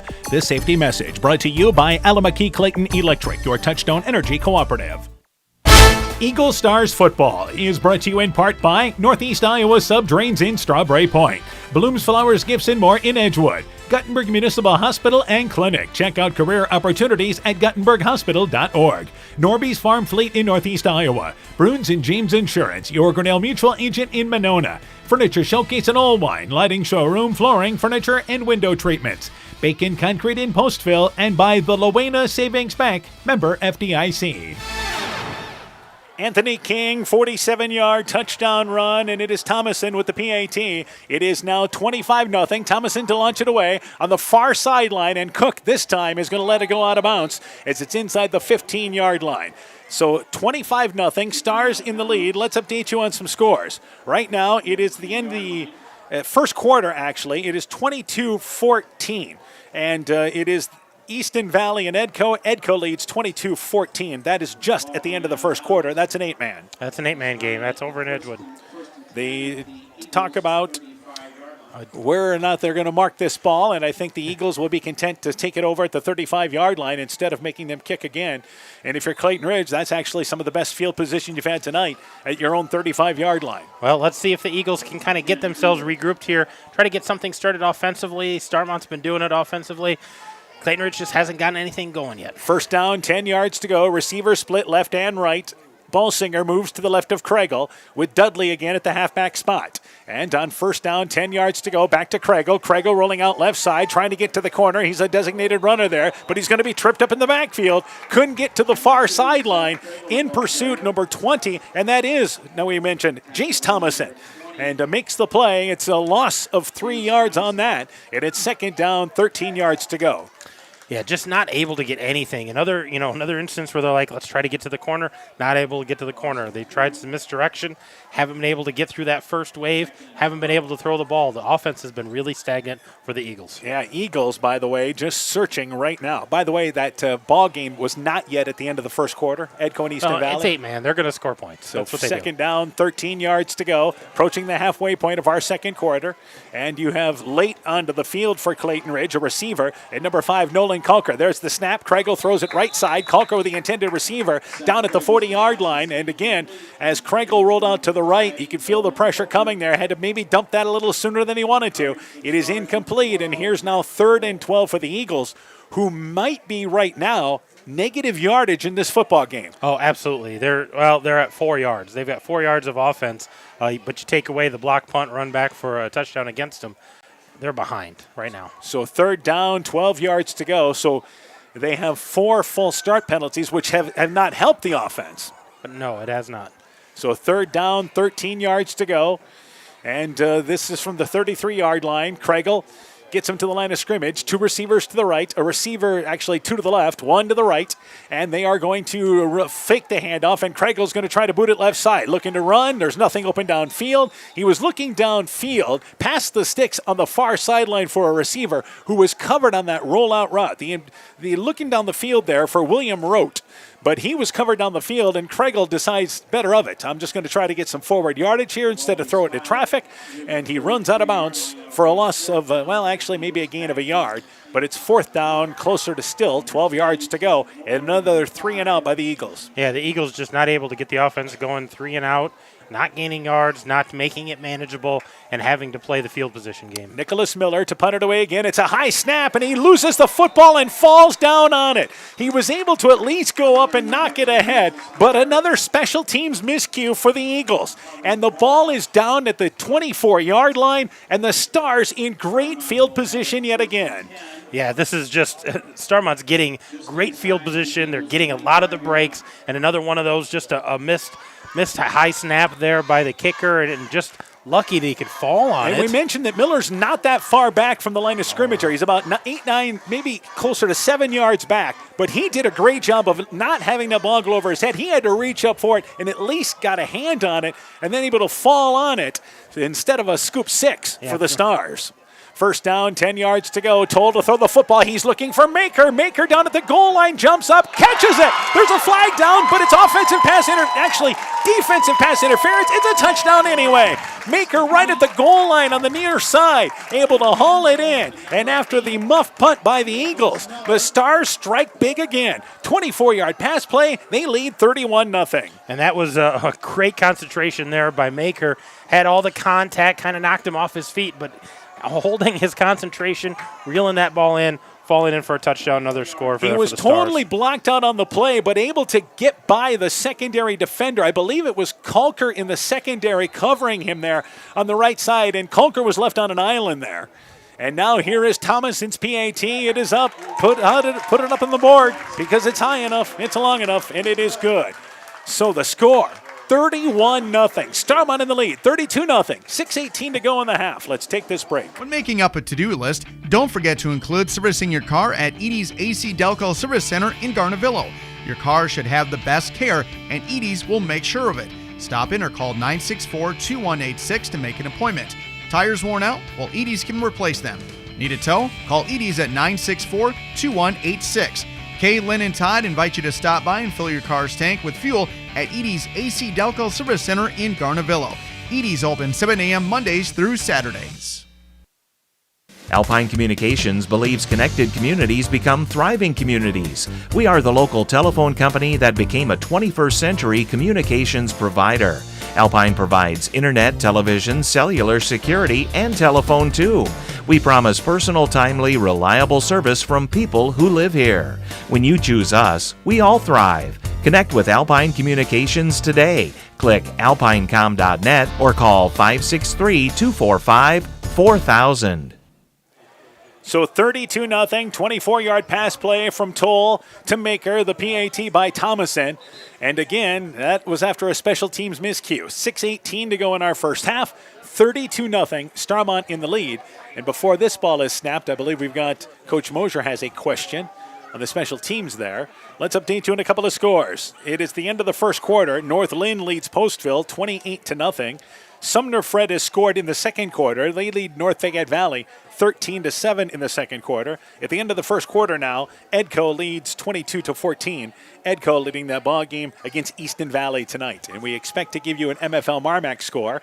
What the question is the ball is marked down to the 45-yard line. There was a penalty on Clayton Ridge, apparently after the play. Well, I don't know if it was after the play or is this the pass interference being marked off on the kickoff, because they took the touchdown and then the penalty is going to be marked off here on the kickoff. So Thomason to launch it away from the 45-yard line. And again, 32-0. Stars in the lead, and Thomason has a chance to put this one back. So Thomas from the 45-yard line kicks it back there, and he's almost going to push that through the uprights, but it bounces at the edge of the end zone. Nice kickoff by Thomason. There is no return, and the Eagles take over first down, 10 yards to go at the 20-yard line, trailing 32-0. All right, for Clayton Ridge, this is what we're going to talk about here. You've just got to find some positive on offense, something that you can at least build on. Yeah, something, whether it's a pass play, whether it's those dink and dunk plays, if it's something downfield, if it's running, anything right now that you can build upon at halftime and say, let's do more of this. If you're Starmont, keep pouring it on defensively. They've been doing a great job. Coming up at the half, we'll be joined by Starmont volleyball coach Alyssa Brady. She will be our halftime show tonight. We'll talk Starmont volleyball. It's our halftime guest tonight. First down, 10 yards to go. Back to Ballsinger. Ballsinger's got a hole off the right side. Brings it back towards the middle, across the 25-yard line. See a little more bounce in the step of the offensive line. Hard run by Ballsinger. 5-yard pickup on first down. And I think that's a great place to start, is with Ballsinger carrying the ball, trying to get some positive yards here and get that momentum. Nice job by the line of the Eagles that time, pushing downfield. And the big thing is it's a positive gain on first down. So now the playbook's a little more open to you. Second down, 5 yards to go. Receivers split left and right. And they are going to run a counter play left side with Ballsinger. But there is Beatty chasing it down from the backside. They ran it to the left side. Beatty crashing in from left to right. Able to track it down. Maybe a gain of a yard. Stars quickly close that down. But 3rd and 4, which has been the best situation for Clayton Ridge offensively. 3rd down. We'll even give them 3 yards just to get it closer. Well, yeah, and at this point, it's a positive. Even if they don't pick this up, it's a positive. But, man, would they like to get the first down and sustain a drive more than 3 plays? So Dudley is more in the backfield now, still at a halfback spot, but now to the right. 3rd down, 3 yards to go. Craigle is going to run the football with Ballsinger. It's a stretch play to the right side, and he does not get to the corner again. It was quickly closed down, so after positive gains the last 2 plays, he does not get back to the original line of scrimmage, loses a yard, as once again flowing there. The linebackers were able to get through off the left side. And number 25 as well, leading the way, Avery Vasky, led the charge, and it's 4th down. It is 4 yards to go. And the Eagles, without a first down, are going to have to punt the football away once again. And Miller's out there in punt formation. He's trying to get these off quick, but he wants to get off a good one here to kind of flip the field. And back at the 45-yard line in their own territory, near side. And here's a snap over the head again of the kicker, Miller. This one went over the head. We didn't even have a chance to say who's back. It was Moeller and King, by the way. But the snap goes over the head of Miller, who falls down on it back at the 5-yard line. And it's 1st and goal. The 3rd special teams miscue by the Eagles in this first half. Well, we talked about the last one being high, and Miller did a nice job of knocking it down. He couldn't get a hand on this one. He jumped as much as he could, and he was lucky to fall on this, at least force Starmont to punch it in himself. By the way, you had that call exactly correct on that pass interference play. It was marked off after the touchdown. After the touchdown. So 1st down and goal to the 5-yard line, and now the Eagles going to take another timeout. So their defense has been pushed back here, trying to make a stand. They've made a couple, but Starmont in control with great field position, leading 32-0. Let's take this break. Hi, Justin Birdnow here from Birdnow Chevrolet of Monona. I want to take a moment to extend a heartfelt thank you to all of our incredible customers and the amazing local athletes who have shown us unwavering support over the years. Just like you, we're all about the winning edge.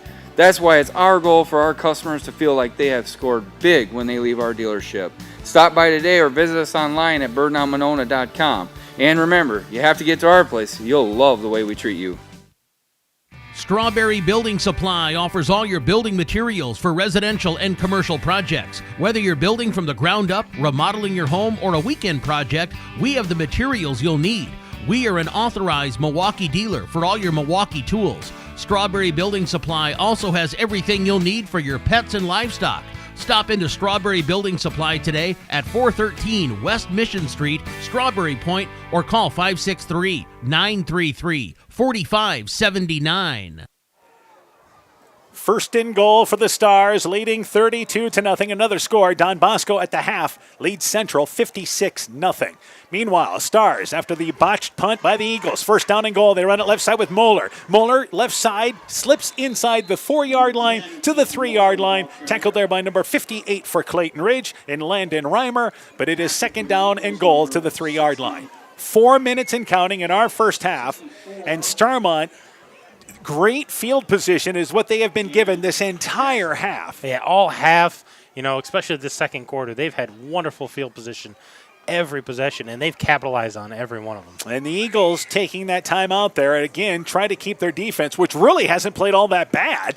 No. And it's just that they've been put in some tough positions. 2nd down and goal, 3-yard line, split backs in the backfield. Toll runs it, counterplay right side. It is King. King right side between guard and tackle, able to go in right side for the score. 3-yard touchdown run for Anthony King, his 3rd touchdown of the half. And after another special teams miscue, the Stars answer, leading 38-0.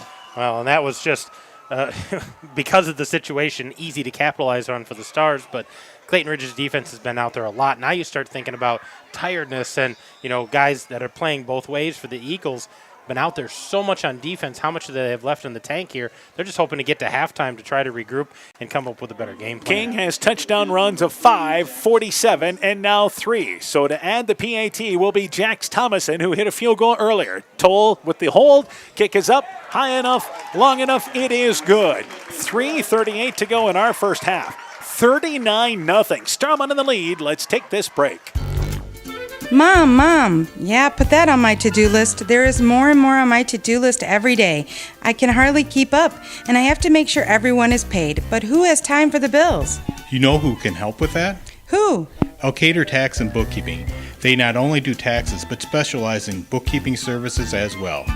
Has your to-do list gotten too long? Want help? Give Elkader Tax and Bookkeeping a call at 563-245-2154. Eagle Stars Football is brought to you in part by Meyer Collision and Service Center in Guttenberg, Edgewood Convalescent Home and Lincolnwood Assisted Living, G&J Land Solutions in Edgewood, Thompson Construction and Monona Overhead Door, Clayton County Recycling, Farmer Savings Bank of Colesburg, Oakport Garber, Strawberry Point, and Arlington, member FDIC, Fisk Farm and Home in Monona, Cresco, and Decorah, Carr Auto Group, and by Rivals Inc., custom gear, screen printing, embroidery, and online shopping at rivalsinc.com. 39-0. Starmont leads Clayton Ridge. 3:38 to go in our first half. Jax Thomason, who just added the PAT. King with a 3-yard touchdown run. And again, that was just a 5-yard drive. King with a great kick. Back to receive is Cook at the right hash mark. That's on the near side. Brings it up the middle. Hit hard at the 20-yard line. 15-yard return. King nearly got out of a group of 4 stars, or I should say Cook did that time. But good special teams coverage there. Cook could not break free. 15-yard pickup. First down, 10 yards to go. And now we have a moving clock with a lead of 35 points or more in our second quarter. Yeah, 39-point difference here, so the clock's going to run. So Clayton Ridge needs to get something going offensively, but the clock is going to help them get to that halftime to help them regroup a little Another bit. score to pass along. MFL Marmac leads Waukon 14-0. That is at the end of the first quarter. So first down, 10 yards to go at Waukon tonight. First down, 10 yards to go for the Eagles at their own 21-yard line. And they still have a timeout to work with here in this first half. Kregel rolling out to the right, looking to throw the football, throws it. It's deflected, and it's batted away, incomplete. Falls harmlessly between the 30 and 40-yard line numbers on the near side. Incomplete, and getting his hand up there was Keaton Moeller. Eagles deciding to throw the ball on first down there. Had a nice rollout, but there was good coverage by the Stars. Yeah, there was an opening in the flat there, but nice job by the guys up front to get their hands up when when Kregel went to throw that and tipped that ball, and it fell to the ground, but that could have been a dangerous thing if somebody could have run under it. The reason why I say the Eagles have a timeout to use, I should say, is because the clock is moving even on incompleted passes. Yeah, the clock's just going to run here. So second down, 10 yards to go. 2 receivers to the left, a receiver to the right as we approach the 2-minute mark. Ballsinger is to the right of, once again, Kregel. Kregel fakes the handoff, tries to bring it up the middle, and there's just nothing. Again, maybe ahead for a yard. Andrew Harkin, 6'2", 185-pound senior. The line up front for Starmont has been salty tonight. 3rd and 8 for the Eagles. Yeah, just nothing to get started here. Not much gain there by Dudley or by Kregel, and once again, here we are behind the sticks, 3rd and long. Another 3rd and long, late to the sideline. The Eagles bring the play in here, so they'll have to hurry up as the play clock is down to 15 seconds as they break the huddle. 90 seconds left in our first half. 2 receivers to the left, 2 to the right. 3rd down, it is 9 yards to go for Clayton Ridge. And to the left of Kregel is Ballsinger. 3rd and 9, Kregel to throw the football. And again, he's being pursued by Kleinline. Rolling out to the right, Kregel's going to run the football. Brings it near side, pushed out of bounds short of the 30-yard line. Needed to get to the 32-yard line. Kregel, good decision there. He was being pursued by Kleinline.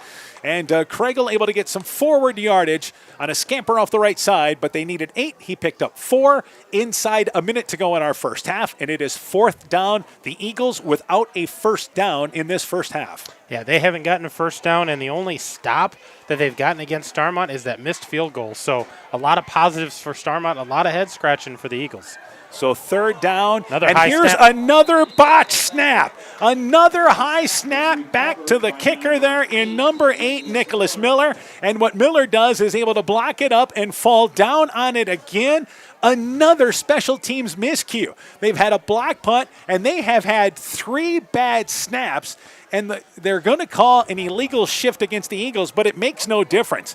Another botched special teams miscue by the Eagles. Yeah. Amazing. And he's not standing that deep. We've talked about that. He's about 7-8 yards deep, but that ball has come back higher and higher, and that one he got a hand on again, but he's got no time to kick it, so he's just fallen on it. And Starmont stopped the clock here.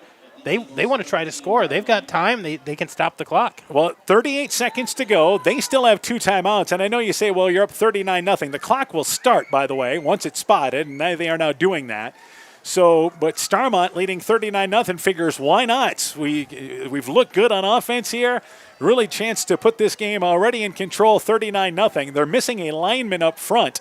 Now they're bringing in another lineman, and now Starmont's going to have to use a timeout. So Starmont, for the first time tonight, a little unorganized on offense. They burn a timeout with 19 seconds to go. They lost 18 seconds because it was 37 seconds left when they started the clock again. I guess that's a mistake for the Stars, one of the few they've had tonight, but just some miscommunication on getting guys, the right personnel out on the field. But, man, they're going to try to score. They've got 18 seconds, and they've been able to score pretty easily. Andrew Harkin, the left guard, who lined up and turned to the sideline. He was the only one that turned and said, I need somebody by me here. There's nobody here. There's an open space here. So then the Stars had two guys running off the sideline, and a heads-up job by Coach Augustine realizing, now we're going to have 12 men on the field. So let's take a timeout with 19 seconds to go. 1st and 10 at the 13-yard line. Well, halftime's coming up, Dan. We're going to have scores, and our halftime guest tonight, the volleyball coach over here at Starmont. Yep, Alyssa Brady will be our halftime guest tonight. Another score, North Lynn leads Postville 41-0 at the half. 1st down, 10 yards to go. Here's a counterplay right side. It is Jace Thomason, but the Eagles, good job defending it. Thomason has to bring it back towards the middle. Wanted to bounce outside. Brings it down to the 10-yard line, and I think the Stars figure we're up 39-0. Do they let the clock wind down? Maker and some players, I think, want to maybe go for another play, but I think they realize we're in control, leading 39-0, and what a half for Starmont. Special teams, miscues by the Eagles, giving Starmont short fields, but they've looked good enough on offense, but it's what they're doing defensively. Eagles held without a first down, single digits yardage-wise likely in this first half. 39-0, Starmont in control at the half. We'll take a break. When we return, first half stats, scores from across the area. We'll be joined by Starmont volleyball coach Alyssa Brady when our halftime show gets underway. You're listening to high school football from KCTN Sports. Epic Wear. Get personalized clothing for your school, your team, family, friends, business, or any event. Epic Wear has a huge range of customizable apparel, trophies, and awards, and they offer free design help or design your own apparel at getepicwear.com. And you can even set up a free web store for your fundraiser. Make sure to check out the selection of Bulldog Spirit Wear and Iowa-themed items at the Monona location. Epic Wear, located in downtown Monona and Waukon. Call 563-539-2300 to place your order today. Being good at life means getting your finances together so you can focus on the moments that matter most. With over 175 years of expertise, New York Life Insurance Company provides you with benefits you can enjoy while you're, living. So give your local agents, Andrew Reimer or Troy Springer of Guttenberg, a call. You can reach Andy and Troy at 563-252-2471. That's 563-252-2471. They can help you and your family be good at life. Wilkie's in Elkader is Iowa's oldest family-owned grocery store. You'll find Wilkie's 2 blocks south of the Keystone Bridge in historic downtown Elkader. Stop in and enroll for a Wilkie's reward card and receive points every time you shop. Then log on to their website at wilkiesgrocery.com to view the weekly specials, check out your reward points, make out a shopping list, and more. Wilkie's in Elkader, open Monday through Saturday, 8 a.m. till 7 p.m. TNT Power Sports sells and services all makes and models of UTVs and ATVs. We have a nice selection of clean used units available along with new units. Contact Brian, Sawyer, or Tracy for your next UTV or ATV purchase. To keep your UTV or ATV in top-notch condition for work or play, schedule your service work with Brian or Nathan by calling 563-245-1100 or stop into TNT Power Sports north of Elkader on Highway 13 for all your sales or service work. Broadband is more important and versatile than ever, and you no longer need a home phone to utilize Neat's fiber broadband service. Freedom plans are now available to all subscribers on Neat's fiber network in and around Farmersburg, Luena, Monona, Postville, and St. Olaf. With speeds up to 250 meg, Neat's managed Wi-Fi is also included at no additional cost. Call today for more information on Neat's new Freedom plans and enjoy reliable, super-fast broadband internet service from Neat. Call us at 539-2122 today to discuss which Freedom plan is best for you. Neat, connecting you now. It's September, and Scooter's Coffee in Manchester has a deal for you. During the entire month of September, enjoy a brewed coffee in any size for free on them. Scooters Coffee offers a variety of coffees, smoothies, blenders, and breakfast food products served all day long. Download the Scooters Coffee app to order, pay, and earn rewards. Scooters Coffee in Manchester, open Monday through Saturday 5:30 a.m. till 8 p.m. and Sunday 6 a.m. till 8 p.m. Eagle Stars Football is brought to you in part by EFM Construction, Rhoda Chevrolet, Nading Service and Sporting Goods, Evans Chiropractic, Rivertown Family Dentistry, Dr. Alicia Waukee in Guttenberg, T&K Cahoon, your Napa dealer in Monona, St. Olaf Ag Sales and Service, Growl Logs and Lumber in Elkader, Timber is a Crop, Harvest Wisely, LTI & Sons Water Conditioning, your Connecticut dealer in Postville, TJ's Pizza in Monona and Claremont, and Myers Auto Service in Monona. Our halftime guest tonight, we are joined by Starmont volleyball coach Alyssa Brady. Coach, her team started the season last night. We'll talk about that in just a bit. But let's talk about, first off, who's contributing for you, returning starters for Starmont this season? I have a handful of returning starters. Keely Curtis is one. She's my setter. She's also trying to do a little bit of hitting this year, which is a big contribute to us. Ellen Otteson is also coming back. She didn't play for us a lot last year until the end of the year when Addie Munger got hurt. But then Ellen stepped right up, and so she's taken over that role again this year. She's doing great. Billy Schuler's coming back. She was an outside hitter last year. We're kind of moving her into a different spot this year, but she's doing good at that adjustment too. Alyssa Schumacher, she was my DS last year and literally only played the back row and served for me. This year she's getting some opportunities to play all the way around. So she comes back, and then I bring my libero back also, which is Abigail Krogman. She's a big one that we're bringing back that's in my lineup 100% of the time being that libero. So she's doing great too. Alyssa Kleinlein was one that was on the roster last year for our varsity team. Didn't see a heck of a lot of time, but she's coming back too. So I'm really excited that we have those ones returning for their leadership. Any new kids you expect to kind of contribute to the team this year? Yeah, I have next Munger up, and Josie Munger. So it'd be Addison, my senior's, it's her freshman sister. She'll be on our roster this year, contributing a lot. And then Abigail's sister, Addison Krogman, is also, she'll kind of take over that DS role for us in the back row. So she'll be a big contributor for her this year too. All right, let's talk about Bellevue Marquette. You started the season last night. How'd things go for you there? They went well. We were had a really great atmosphere that our boys and our student section and just the fans themselves always make such a great atmosphere for our girls. We got to represent our hometown heroes last night, so that was nice to do that and see those faces in the community come out and support us on our first night. We won in 3, and we did it in a great fashion. You could just tell we were a little nervous, but it being our first game, it's totally anticipated. So we have a couple kinks to work out here and there, and we'll do it, but you could just tell the girls need to play. Practicing is one thing, but once you start to play, it's a lot more fun, and it's easier to see things come together that way. Yeah, so lots of positive there. All right, what's coming up for you guys? Yeah. What's coming up schedule-wise for you guys next week? So next week we have 2 games. Our first one is against Clayton Ridge, and we play at Clayton Ridge. We lost to them last year, and of course, me as a coach always feels like we should have beat them, and I think we should have. So I think we have something to prove going into them this year. We have that. We're away again on Tuesday, and then Thursday we're home again against Postville, which this is the first time we've ever played Postville, at least for when I've been the coach, and I think it's been for Starmont for a few years. We went up and scrimmaged them at Postville a few weeks ago, and it went well for us. But again, scrimmaging is just not like playing a game. So I'm excited. I think the girls are excited. Like I said, I'm really happy we're getting into the game part instead of just kind of staying the mundane of the practice the whole time. Sure. So, All right, Coach. Well, thanks for joining us here at the half, and good luck to you guys the rest of the season. Yeah, sounds great. Thank you. You betcha. Starmont volleyball coach Alyssa Brady on a Stars program, our halftime guest.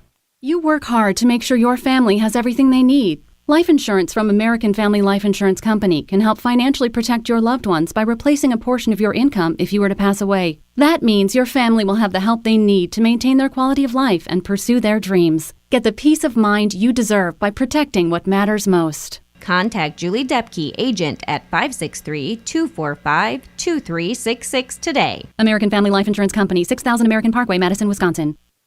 People's State Bank is locally owned and locally managed with 20 convenient locations in southwest Wisconsin and northeast Iowa. If you're looking for a place where you're more than just a number, but still have access to convenient technology, we're it. As a community bank, we're proud to support many of the local charities, county fairs, community events, and more. When you become part of People's State Bank, you can be confident that you're standing with a good cause. People's State Bank, community-minded, just like you. Member FDIC and equal housing lender. It's back to school time again, and that means the fall sports season is in full swing. Dr. Mark Foey, Dr. Jessica Wilkie, Dr. Courtney Wicken, and the staff of Family Dentistry Associates of Monona wish all of our area cross-country, volleyball, and football student athletes a very healthy and successful season. Get out and support your local school sports teams this fall. Family Dentistry of Monona, where health-changing smiles are created. We know that potential is greatly enhanced through hard work and dedication. At Viafield Cooperatives, we promise to provide innovative products and dependable service to help you meet and exceed your potential. From agronomy to energy, grain to feed, Viafield is excited to provide growing opportunities for both producers and consumers at 18 locations throughout northern Iowa and southern Minnesota. Want to learn more about Viafield? Go to viafield.com. Viafield is a proud supporter of our local student athletes. Stronger, farther, faster. It all starts with good nutrition. Clayton County Farm Bureau is proud of our livestock farmers who provide high-quality protein needed to fuel our young athletes. The ultimate pre- and post-game fuel-up can be found in meat and dairy foods grown right here. Meat and dairy are natural sources of essential vitamins that support health, energy, and performance. We know our student athletes are the real deal, and Iowa's livestock farmers are committed to helping them reach their goals. To learn more, visit realfarmersrealfoodrealmeat.com. For generations, local farmers have trusted Freedom Bank to provide the financial backing they need to succeed. We have a long tradition of empowering success, and that continues today. We offer competitive financing options at competitive rates, whether for equipment purchases, building construction, land purchases, or operating capital. Visit one of Freedom Bank's experienced ag loan professionals in Elkader, Monona, Postville, and Waukon, or online at freedombnk.com. Member FDIC. At the half, it is 39-0. Starmont in the lead. Let's update you on scores. Don Bosco leads Central 56-0 at the half. Edco and Easton Valley they're getting to the half, but at the end of the first quarter, Edco led 22-14. Northland leads Postville at the half 41-0. MFL Marmac leading Waukon at the end of one, 14-0. Sumner Fred leading North Fayette Valley in the second quarter at 14-6. We'll update you on those games. Also tonight for Starmont, it was a great start offensively. They had a 41-yard run by Anthony King on the first series. He scored the first touchdown on a 5-yard run. Then a block punt led to a 4-yard scoop by Toll. Caught it in the air, actually. Scored from 4 yards out. And special teams have doomed the Eagles in this first half. They have 4 special teams miscues that have given the Stars great field position. So Starmont leading 39-0, but they don't have the glossy offensive numbers in this game. No, it's still impressive, though. They did a nice job. We'll start on the ground with Anthony King. He's got 11 carries, 110 yards. You talked about those 3 touchdowns, 5 yards, 47 yards, and 3 yards. Keaton Moller's carried 4 times for 12 yards. Thomason has carried it twice for 34 yards. So they have 17 carries, 156 yards on the ground. And in the air, Jack Toll has completed 3 of his 7 passes for 55 yards. 1 was to King, 24 yards. That was for a touchdown. 1 to Maker for 5 yards, and 1 to Kleinlein for 26 yards. So the Stars sitting at 211 yards of offense, but you look at every possession, they missed a field goal. That's the only time they didn't score, and then they ran out of time. That was the only 2 things that really stopped them in that first half. Yeah, their offensive numbers actually a little better than what you expect because of the field position they've been given in this ball game. For Clayton Ridge, they do get to double figures offensively, and it's just been a tough night. They don't have a first down offensively. Oh, they don't have a first down, and, we gave them the benefit of the doubt on the punts, but if we put all those yards that they lost on those muffed punts, those hiked over their heads, they'd be behind. But right now we're sitting with Kane Bolsinger, 11 carries for 7 yards, and then Seth Kragel, he's got 7 carries for 9 yards. They've got 18 carries for 16 yards total. Kregel has 3 pass attempts. None of them have been caught. 16 yards of offense, but they have 4 penalties for 20 yards, so they're behind big time on yardage tonight. A struggle all the way around. And they are just finally breaking from their halftime huddle, which was at the far end zone, to our right. And I think for Clayton Ridge, this is about, okay, offensively, we need to fire off the ball. I mean, I don't know if we saw that consistently in the first half. Obviously, when you only have 16 yards of offense, you haven't. But we saw it for a play or two, where I think this is what's going to happen. They got to start moving people. Yeah, I think that's probably where it started there in that halftime discussion. Hey, guys up front, you got to go win the battle. And Starmont's been doing a nice job in the trenches on both sides of the ball. Clayton Ridge has to find something to build off, and it starts with those linemen trying to make some gaps to get those ball carriers some room. I think the best thing for Clayton Ridge, and I know you're down big in this ball game, but you get the ball to start the second half. I mean, let's see what we can build on. I mean, I know last week you were able to score against West Fork, and West Fork is a similar program. They're trying to build, just like Clayton Ridge is trying to do as well.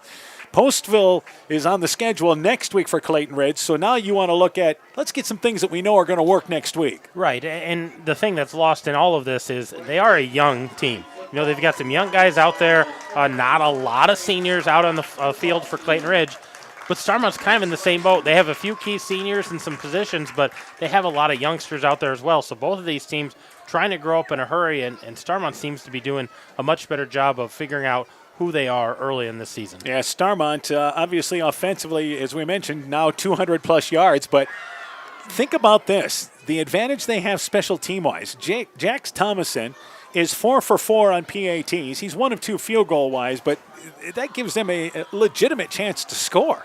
It does. They get, within striking range, and we talked about it in the pregame. He was kicking from, 32, 35 yards out. So he's a weapon there if things would stall out, but so far tonight, man, the offense has been powerful. They've been moving the ball, getting downfield.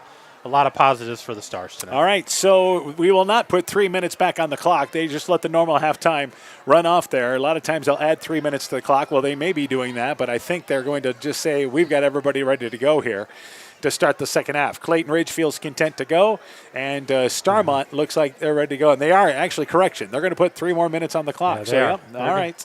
Scoreboard, everybody's ready to go, but let's put 3 minutes on the clock. So we'll take a break. When we return, second half action. It is again 39-0. Starmont the lead at the half. Boisier Lumber Company in Guttenberg and Elkader, your do-it-best rental center, handles Midland garage doors for residential, commercial, and agricultural needs. Midland Steel garage doors provide the best all-around value when appearance, security, durability, and low maintenance are desired. Boisier Lumber and Midland Doors take pride in providing their customers with top-quality products and superb customer service. Contact Boisier Lumber in Guttenberg and Elkader, your do-it-best rental center for Midland overhead doors sales and service. Stop into Nightingale Drug in Guttenberg to find that perfect gift for that special occasion.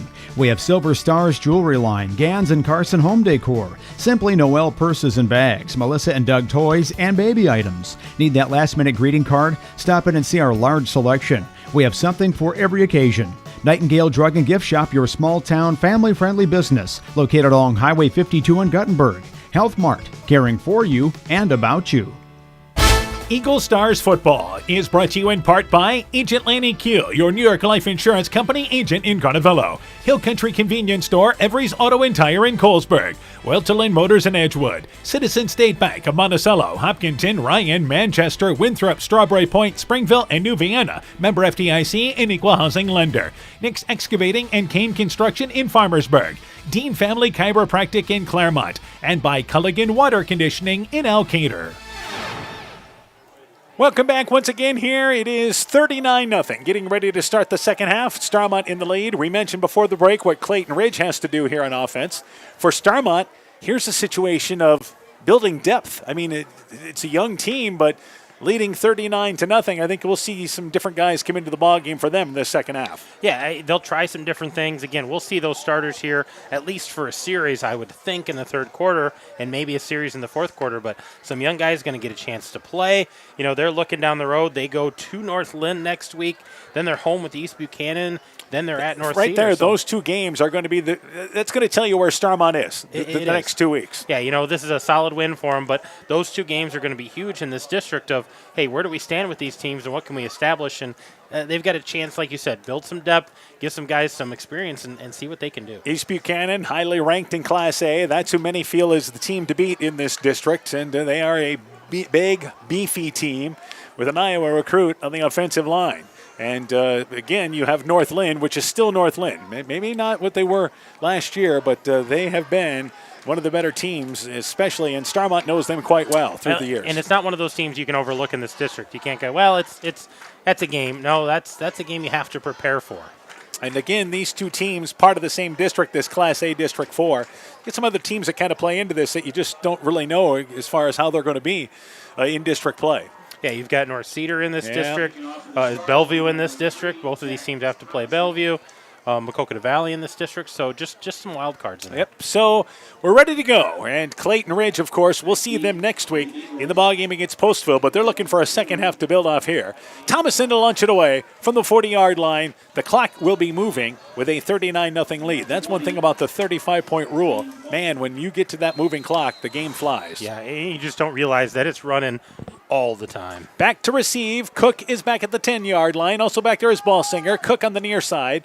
Ballsinger there at the right hash mark. So Thomason to launch it away with a 39-0 lead. Thomason, a good high kick. Cook right at the hash mark, lets it bounce. It falls at the 15-yard line. He's able to pick it up, trying to bring it right side, and he's tripped up in pursuit from behind. He couldn't get much past the 20-yard line off the right side. 5-yard return. Cook made some headway, but outstanding special teams coverage by Starmont down the field. And that was Vasky on the special teams that tripped him up. 1st and 10, and the Eagles, again, tough field position at their own 20, just outside the 20-yard line. Yeah, they're on their own 21-yard line. They haven't had great field position all night, starting on their own 25, their 20, their 27. The best they've had all night was 35 when it went out of bounds. And as we've mentioned, this whole game's been played basically from Starmont's 40-yard line on in. Pistol formation, and Craigle looking to throw the football, rolls out right, looking down the sideline for Ballsinger out of the backfield. It is incomplete. Correction, Maddox Mosier, 33, was running the deep sideline pattern there as they came out throwing the football on first down. Rolling to the right was Craigle, trying to buy some time. It is incomplete. It is second down, 10 yards to go. And there is a penalty on the play, and it is pass interference against the Stars. So Maddox was actually held and was interfered with, and that had to occur again as he tried to break the route to the outside from the 45-yard line. Yeah, costly penalty there against the Stars. One of their first big mistakes of the night. So Clayton Ridge gets a first down based on the penalty. So first down, 10 yards to go. The Eagles will take a first down any way they can. That's their first down of the football game. They run it left side. Ballsinger trying to stretch the play around end, but a great job of Moeller fighting off a block there, makes the play at the 35-yard line. He was one-on-one there, and that's his job. He's got to at least hold that play up, but he was able to shake by the defender, make the play, and it's a gain there of nothing. A loss of a yard. Second down, 11 yards to go. Oh, and that was a great open field tackle by Moeller there, who he was the last line of defense before Ballsinger gained ground, and he just wrapped him up on the legs, pushed him down, had some help coming in after the fact. Great gang tackling by the Stars. Just a shedding of the defender there, the offensive players, what is exactly what Moeller did. So second down, closer to 11 yards to go for the Eagles. 2 receivers to the left, a receiver to the right. 2 minutes already into our third quarter. Back to Craigle. Craigle to throw the football again. Works right side, the pass, thrown behind Maddox, and it's incomplete at the right hash mark. In on the coverage was Maker. Had Maddox open in that area, but the ball thrown behind as Maddox was lined up as a receiver to the right side, ran that deep inside route. Back to the middle of the field, incomplete. Third down and long for the Eagles. Yeah, nice route run by Mosier there, and I tell you what, this sophomore Seth Krager throws a nice tight spiral, just not able to get that completion. Yeah, so that's far. one of those timing routes there that he'll continue to get, but you're right. So he just threw it behind his receiver, but there was good velocity on that ball. So third down, 10 yards to go. 2 receivers to the left, 2 to the right. Ballsinger is to the left there, actually the right of Craigle. Snap back to Craigle, rolling out to the right, throws it short, in and out of the hands of Mosier, and almost intercepted. Ran that a little shorter, that little in route, but the ball thrown a bit high. Mosier had deflected it in the air, and it was nearly intercepted by Maker. And if he would have intercepted it, had a lot of area to run down the sideline, but it's incomplete. And the Eagles, after the initial first down, will have to put the football away. Well, and the reason I talked about the velocity, that ball there was right on the money, but it was coming in hot, and I don't know if these guys realize how hard that Craigle's throwing the ball. Mosier looks about 10 yards back now, doesn't he, to punt it away? A little deeper, you bet. A little deeper, and it looks like on this punt attempt. King is back to receive along with Moeller. They're lined up at the 40-yard line with King behind him at the 30. Back there, and the punt getting it away is a great job there by Mosier. And the ball is fumbled by Starmont, but only because there is an Eagle that ran into the up back in Moeller. So that will give them the ball and the penalty. Number 50 for Clayton Ridge. Carson Letterly got in there too quick and did not give the receiving back there in number 10, Keaton Moeller, a chance to catch the ball. Well, and I think Keaton Moeller waved for that fair catch, and there was contact made with him. So they're not only going to give the ball to the Stars, they're going to mark off a penalty here against Clayton Ridge. That will be a 15-yard penalty against the Eagles and push them. Again, Starmont already starting from inside midfield. But the important part there, Nicholas Miller, the punter there, and I believe I said Mosier earlier, but it's Nicholas Miller, the punter, got it out of there. That's the big thing for Clayton Ridge. Well, and the debate here, they took a long time on this play, but they wanted to know if they wanted the penalty on the kick, so they make them re-kick it, or do they want to add it on to the end? And Starmont says, we'll just tack it on to the end, and we'll take the ball right Starmont there. says we'll just take it. Yeah, we're already starting inside their field position at the 34-yard line. So the Stars, great field position again. This has been the story of the game at the Eagles' 34-yard line. They run it right side. Carrying the football there is, I believe we have a different back in there that time, as they run it right side. The Stars say they fumbled the football. It was number 35 carrying the football there, and that is Vincent McManigal with his first carry. He did fumble the football, but they say he is down inside the 30-yard line. So McManigal gets the carry and a 5-yard gain on first down. We mentioned the Stars starting to go to the bench a little bit. Yeah, just a little different personnel in there, but McManigal able to pick up about 4 yards on that, following his blockers. Different youngster in there carrying the ball. McManigal is in the backfield. Also back in there is Avery Vasky as well. So Toll continues at quarterback. Receiver split left and right. Toss play right side. It is again at Vasky trying to get to the corner. Not much as he maybe gets back to the line of scrimmage. Eagles with Maddox Mosier, number 33. And the other double number guy in number 44, Chris Gebhardt, did a good job of closing the corner down quickly. It's no gain on that. On the toss play to the right side, it's 3rd and long for the Stars. Yeah, just nothing there that time trying to get to the corner with Vasky, and nice pursuit there by the Eagles. You talked about the guys that chased him down. Good finish on that tackle. 3rd and long here for the Stars. And the Stars have a receiver to the left. Maker still in at receiver. And it's 3rd down, 8 yards to go. They run for more of an I formation. So 3rd down, they run it right side, and carrying it again is Vasky. Not much over the middle, cuts back, head inside the 35-yard line, able to back his way down for a couple of yards. And it was McManigal, 35, and not 25. 35, McManigal on the carry, picks up 2. 4th down, we'll call it 5 yards to go for the Stars. Yep, and 4-down territory here. I don't know if they're close enough for that field goal. So 4-down territory, they're going to go for it here to try to pick up that first down. Another thing you have an opportunity to work on is how far can you stretch out the young Thomason kid? Absolutely. So right now, from this distance, it would be 47. And like we mentioned, during pregames, 40, you'd feel a lot, you had confidence in. Yeah. We're already halfway through the 3rd quarter, by the way. It's 4th down for Starmont, going for it. No reason to punt here. I formation, 4th down, 5 yards to go. Toll going to boot it to the right, looking to throw the football. Instead runs, then throws it, looking down into the end zone, and the pass is caught by Maker on the near side, on the right side of the end zone. Laid out beautifully by Toll, hits Maker, and on 4th and 5, their 2nd touchdown connection. It is a 30-yard strike. 45-0, Stars in the lead. Yeah, nice pass there by Toll on the bootleg. He had a blocker in front of him. And looked like he was going to run it at first, but he saw Maker open, so he just kind of laid it out there. Maker gets his first touchdown for the night. And again, I know you're up 39-0, but this is something you need to work on, passing the football as well with Toll and Maker. Yeah, absolutely. Starmont definitely wants to be a running team, but they need to establish that, and they're going to get a penalty here. They had 12 guys in the huddle. So we mentioned this is part of when you're bringing in subs, this is what's going to happen from time to time. You've just got guys switching in, switching out. But Starmont, 4th and 5, and Toll did a great job selling the boot to the right. Just tucked it on his right hip, rolling out to the near side. Yeah, and like I said, he looked like he was going to run that, and all of a sudden, nope, I'm going to give this a toss, and a nice toss to lead Maker. Isaiah Maker, he reels it in for a touchdown. So Toll to hold, and Thomason trying to stay perfect on the PATs. They only had a botched snap on the first one. So here is the snap spot is down. Kick is up from 5 yards back. It's high enough. It is long enough. It is good. And it barely was high enough. Needed 10 feet to get it across the crossbar. Probably closer to 12 or 13 there. But you'll take it. He's still perfect on PATs. 46-0. Actually, yes, it is 46-0. Starmont in the lead. Let's take this break. This is Chris Holbert, General Manager of Hall Roberts Son Incorporated in Postville. We would like to wish the area student athletes both a safe and successful sports season. We have been a community-based company since 1864, servicing and supporting the area ag industry with products necessary for daily success. We look forward to continuing to serve and support both the ag industry and high school athletes in our surrounding communities. Thank you and good luck from the families at Hall Roberts Son.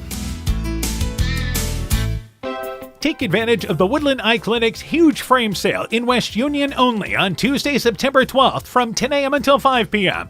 When you purchase a frame, you get lenses for 50% off. We will have prize drawings, wine and cheese, and hundreds of frames to choose from. This is a one-day frame sale event on Tuesday, September 12th, starting at 10 a.m. at our West Union office only.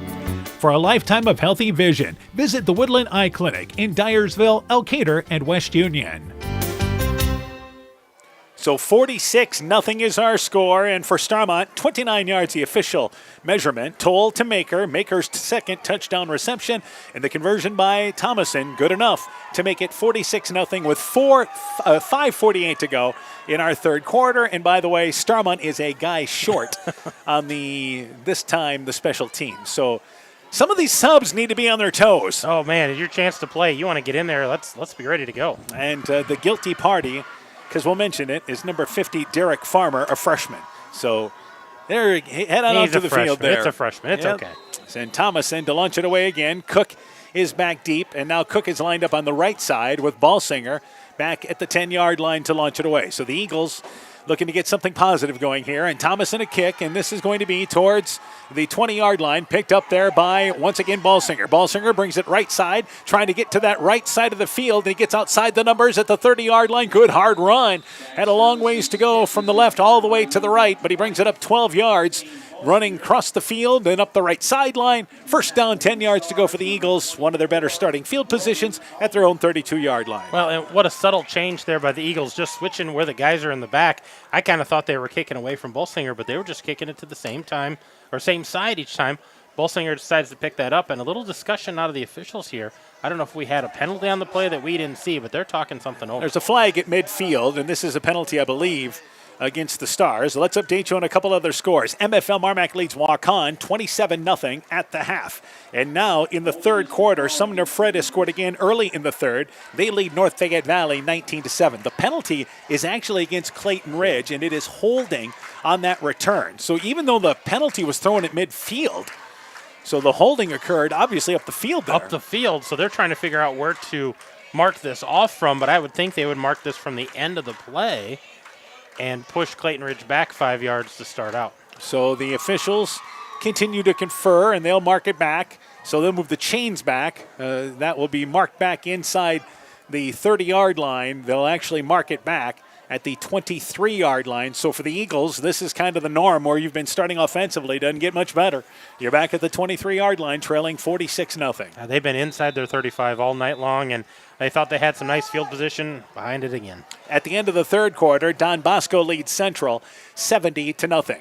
First down, 10 yards to go. Receiver split left and right. Craigle runs the football with Ballsinger around right side, trying to get around end, and there's just nothing there. That's the short side of the field. Stretched out well by the Stars defensively. Sawyer Beatty was in pursuit. Moeller there as well, and it's going to be probably a loss of a yard. That's on the far sideline where he went out of bounds, and Eagles just unable to get to the corner on that toss play. Well, and they're trying to get Ballsinger around the corner, trying to use his speed to their advantage, and a good job by Starmont stringing this out. Their defense has known what they're doing. They are going to give him a yard on that. So he did get some forward progress before being pushed out of bounds on the sideline.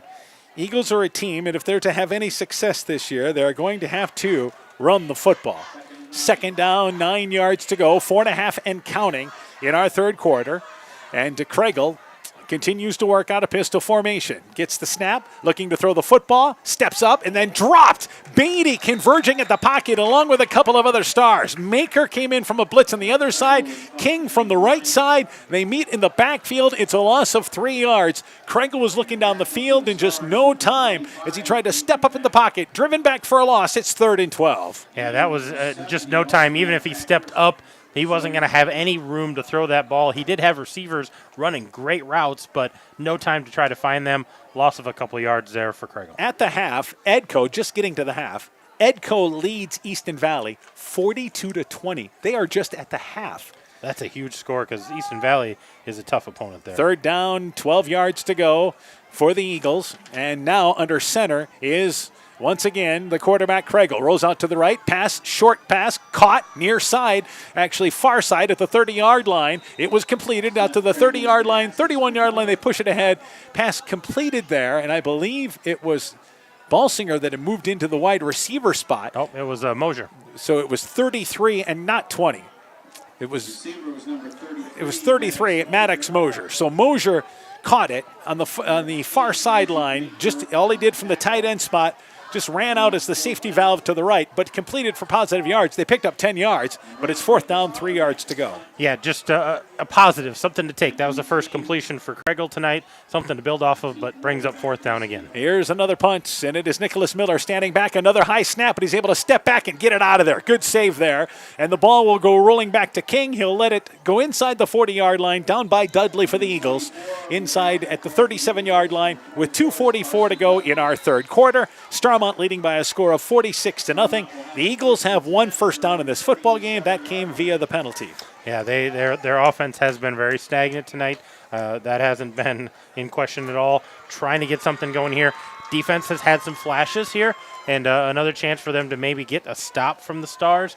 But Starmont has been scoring at will tonight. All right, the new quarterback for Starmont is Jax Thomason. So they replaced the backs on the last drive. Jax Thomason is your new quarterback for Starmont here as we approach the 2-minute mark in our third quarter. First down, 10 yards to go. Split backs in the backfield. And on 1st and 10, they run it left side and carrying the football there. We'll find out who that is, but he stood up at the line of scrimmage very quickly by Clayton Ridge. We've got a couple of new backs into the ball game. Number 24 carrying the football, Logan Aldrich, another freshman. 5'8", 155 pounds. No gain on the play as the Eagles up front did a good job beating the linemen up front. Yeah, nice job. 55 in on the play for Clayton Ridge. And that was Lane Rourke making the tackle. Yeah, Rourke with a nice tackle there. But a nice job by the young quarterback coming in, getting that ball off. But good push by the Eagles up front. Defense really getting into things now. And right now, McManigal stays in at one of the running back spots for Starmont, but you basically have backups in across the board. They're on the football with McManigal, and actually he's hitting the backfield, but he's able to spin free. McManigal brings it left side, inside the 40-yard line. Here's a flag down to the backside of the play, but McManigal running down the sideline, inside the 10, down to the 5, and he's tackled from behind at the 2-yard line. McManigal got through the scrum, and it looked like it was hit at the line of scrimmage, but I believe we're going to have a penalty that's going to bring this run back for McManigal, and it is holding against Starmont. So McManigal, a sophomore, just lost 50 yards, close to 60 yards on that run. Yeah, that was a great run by McManigal, just knocking on the door there, and it's all coming back because of the hold. Second down instead of 1st and goal at the 2-yard line, and it would have been a 60-yard run. This penalty occurred down the field, so this is a rarity where actually the penalty moves up Starmont instead of 2nd and 12, which that play was, or 2nd and 10, it's now 2nd down and actually 4 yards to go. Yeah, it gains them some yards here, but they much rather be knocking on the door of the goal line. And I almost think where that was throwing, McManigal was by there, wasn't he? He was past there when that flag came out. Maybe our final play of the third quarter. Toss play, right side. Carrying it this time is number 25, and that is Vasky. Vasky turns the corner right side, inside Eagle territory, as he's down inside the 40, down to the 30-yard line. Good, strong run by Vasky. Moves it down to the 29-yard line, 1st and 10, as they continue to move the football. Yeah, 26-yard gain there by Vasky, picking up the first down, getting the sticks moving. I don't know if they're going to get off another play here with 15 seconds. Avery Vasky checked out. And they'll now continue to rotate back into the game for them as number 24, Logan Aldrich. McManigal comes back in as well, and Starmont will not get a playoff, and the third quarter comes to an end. Again, our score, 46-0. Starmont in the lead as we go to the fourth. This is KCTN Sports. When I started out in the car business, my dad gave me some good advice. Hi, it's Forrest Brown with the Browns family of dealerships. What my dad told me is when you sell someone their first car, you need a good sales department. But if you expect to sell them their second, third, and fourth car, you better have a great service department. Visit any one of the Browns family of dealerships in Guttenberg, Elkader, West Branch, or Victory Ford in Dyersville and find out why Browns is your hometown dealer, no matter where your hometown may be. Eagle Stars football is brought to you in part by Northeast Iowa Sub-Drains in Strawberry Point, Blooms Flowers Gifts and More in Edgewood, Guttenberg Municipal Hospital and Clinic. Check out career opportunities at guttenberghospital.org. Norby's Farm Fleet in Northeast Iowa, Bruins and James Insurance, your Grinnell Mutual agent in Monona, Furniture Showcase and Old Wine, Lighting Showroom, Flooring, Furniture, and Window Treatments, Bacon Concrete in Postville, and by the Lowena Savings Bank, member FDIC. So 46-0 is our score. It is Starmont in the lead. Another score, North Lane leading Postville big, 53-0. So actually, most of the games we have in our area of the teams we follow are convincing wins by one team against the other. The only close game right now, Sumner Fred leads North Fayette Valley 19-6 in the third. Meanwhile, first down, 10 yards to go for the Stars. They're inside the 30-yard line. Jax Thomason runs the football right side with McManigal. McManigal dives ahead for a couple of yards. It is 2nd down. It is 7 yards to go. Give him 3 on the pickup. For the Eagles, making the play up front, Maddox, Mosier.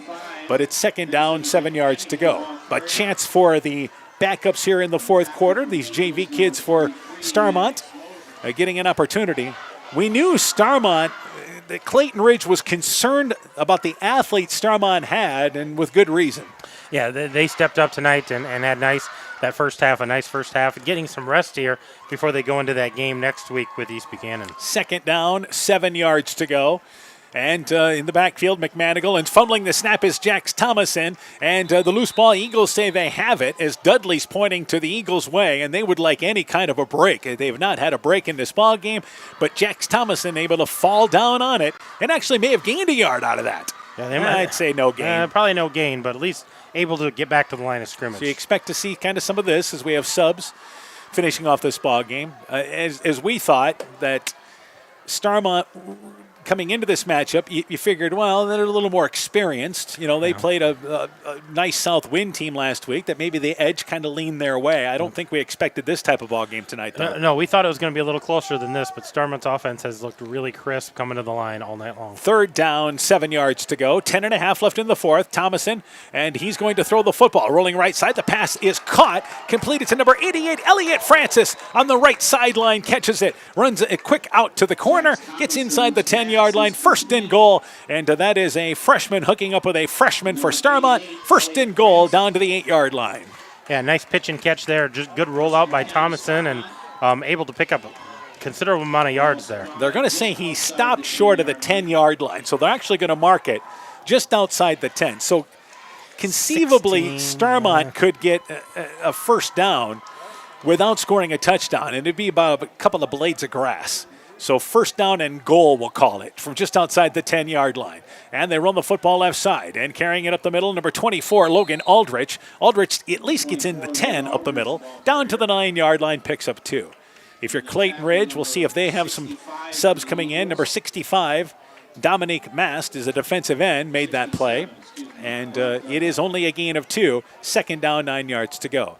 think this Eagle group would like to keep them out of the end zone here again. I think so. I think the defense wants something to hang their hat on, and they've been doing a nice job inside the goal line area of keeping people out as much as they can. And that's been the story of the game. Clayton Ridge's defense has just been put in too many bad positions tonight. Second down and goal, we'll call it, from the 7-yard line. Here's McManigal, hit as he gets the handoff and push back, and he'll actually lose a yard. They tried to go off right side, and for Clayton Ridge, it was number 59, Nick Miller, making the play off the left side. No gain, third down and goal, closer to the 8-yard line for the Stars here. Yeah, and just nothing going there. McManigal kind of tripped up behind the line of scrimmage, falls forward, lands back on that line of scrimmage, but 3rd and 8 here.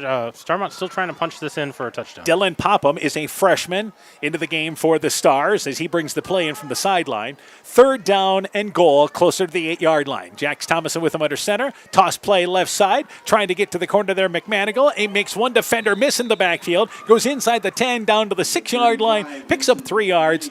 And Carson Dudley making the play there for Clayton Ridge. It is 4th down and goal for the Stars, and they are actually at the 5-yard line. Again, you can score, you can get a first down without scoring, but I think it's close enough that if they get to the goal line, it's going to be in. Well, and there's just one chain gang on the other side, so they're saying you got to get in to get this here. So 4th and 5 from the 5. Now the scoreboard said 4th and 55. Yeah, not quite that far. But they're going to say it's 4th and goal. So it was close enough to the 10-yard line. Anyway, the Stars are going for it. 4th down and goal. And they are going to run a counterplay inside. And running in the ball is number 6, Camden Hamlet. Goes left side on the counterplay. Able to go in for the score off the left side. And the backup crew for the Stars finish off a drive. They convert on 4th down. Stars shining bright, leading 52-0. Yeah, Hamlet just come into the ball game there. Little counter play and able to scamper in there and get the touchdown for the Stars. And again, you're talking here, they kept the ball in the ground on 4th down and goal, and you want these guys have an opportunity to score. They're going to try to score. Oh, they're going to punch it in if they can, that's for sure. So a 5-yard run for Hamlet, and Jax Thomason will be in to try the PAT. And late to hold there is Toll. Toll's the late player on the field. He's got a hold. He's like, I'm not quarterback right now, but I got to go hold this thing. So here's the quick snap. Spot is down. The kick is up high enough, long enough. Put it on the board. 7:10 to go. 53-0 is the score. It is once again Starmont in the lead. Back with the final 7 minutes. You're listening to high school football from KCTN Sports. At Top Gun Customs, we know that cars are complicated. We can handle all the complex new features of any vehicle, foreign or domestic. Not only will it look like new, it'll perform like new. At Top Gun, we don't care if it's a 30-point buck or just your neighbor's cat, big or small, we like them all. Top Gun also does fiberglass repairs, boats, motorcycles, guitars, detailing, paint corrections, headlight restoration. There's not much we don't do. Call Bob or Nancy at Top Gun for details and to schedule your repairs today. 563-964-9899. Eagle Stars football is brought to you in part by Meyer Collision and Service Center in Guttenberg, Edgewood Convalescent Home and Lincolnwood Assisted Living, G&J Land Solutions in Edgewood, Thompson Construction and Monona Overhead Door, Clayton County Recycling, Farmer Savings Bank of Colesburg, Elkport Garber, Strawberry Point, and Arlington, member FDIC, Fisk Farm and Home in Monona, Cresco, and Decorah, Carr Auto Group, and by Rivals Inc., custom gear, screen printing, embroidery, and online shopping at rivalsinc.com. 53-0 is our score. Starmont in the lead. Hamlet's a 5-yard touchdown run. Thomason kick. He's perfect on PATs tonight. They lead 53-0. 7:40 to go in our 4th quarter. And again, the closest game we have going on in our area tonight is Sumner Fred leading North Fayette Valley 19-6. MFL Marmac leads Waukon 27-0. North Lynn leading Postville at the end of 3, 53-0. Edco leads Easton Valley 42-20. Don Bosco leads Central 70-0 in the 4th quarter. Here's a kick, and was that Thomason? Yeah, Thomason kicked it and kicks it out of bounds. And this is way up at the 25-yard line, so he didn't hit this one right. And the ball goes out of bounds, and I would think the Eagles will be content to take it at the 35-yard line, which equals their best starting field position of the night. Yeah, their field position has not been great, and the 2 kicks that have gone out of bounds have gotten them on the 35. That's the best that they've done as far as starting. The 1 first down they've gotten, that was on the penalty. So the 4 special teams miscues that Clayton Ridge had Starmont's controlled this game, but it makes it a lopsided game. Yeah, it makes it more lopsided because they've capitalized on every one of those miscues. So first down, 10 yards to go. Eagles have 3 receivers to the right. And on 1st and 10, Craigle operates with Ballsinger to him, to his right side, looking to throw the football. Craigle steps up. He's looking long for Maddox down the seam. Catches it. No, he dropped it. Had it in the hands. Had a step by the defender between the numbers at the 40 and 30-yard line on the near side, but could not haul it in. Craigle hit him in stride. Incomplete. 2nd and 10. And the Eagles had an opportunity for a big play there. Missed opportunity. Maddox Mosier had gotten behind the defense, had a step on his defender, had a nice pass from Craigle in and out of those hands and just trickles to the ground. They want that one back. Maddox Mosier wants another chance at catching And that it ball. looked like Maddox had it at first. It just kind of trickled through. So 2nd down, 10 yards to go. Receiver to the left. They have 3 receivers to the right. And Ballsinger is to the left of, once again, Craigle. 2nd down, 10 yards to go. High snap. Craigle able to get it, but he's not going to be able to get to the corner. It's quickly closed down by Starmont. Number 55, Carter Hankey, getting through on the right side. 65, rather, is who that is. And that is Garrett Richardson. So Richardson, a backup lineman, makes the play for a loss of 6 yards. But that play disrupted because of the high snap to Craigle to begin with. Yeah, that threw him off right away and didn't know what to do to kind of get away from that and just didn't have time to get his bearings to throw that ball. We are halfway through the 4th quarter, and the Eagles have yet to earn a first down in this football game. So it's something. Get some positive here if you can. And the backups continuing. The backups playing hard for Starmont in this ball game. And before this play gets going, I believe that the Eagles want to take a timeout. So 3rd down, 15 yards to go. We will not be back with the finish after this. Well, I mentioned at the last break, we've got another break. 53-0 Stars in the lead. You're listening to high school football from KCTN Sports. Hey, sports fans, take a time out and call Garms Financial Services. Their team of agents can show you how to save money on all your insurance needs with Grinnell Mutual. Whether you need auto, home, farm, crop, or business insurance, Garms Financial Services has you covered. You'll also receive quality protection, expert advice, and local friendly service. Call Brian Bugenhagen, Cheryl Wagner, Emily Bazin, or Kayla Olson today for a free competitive quote. Garms Financial Services in Elkader, your trusted choice agency.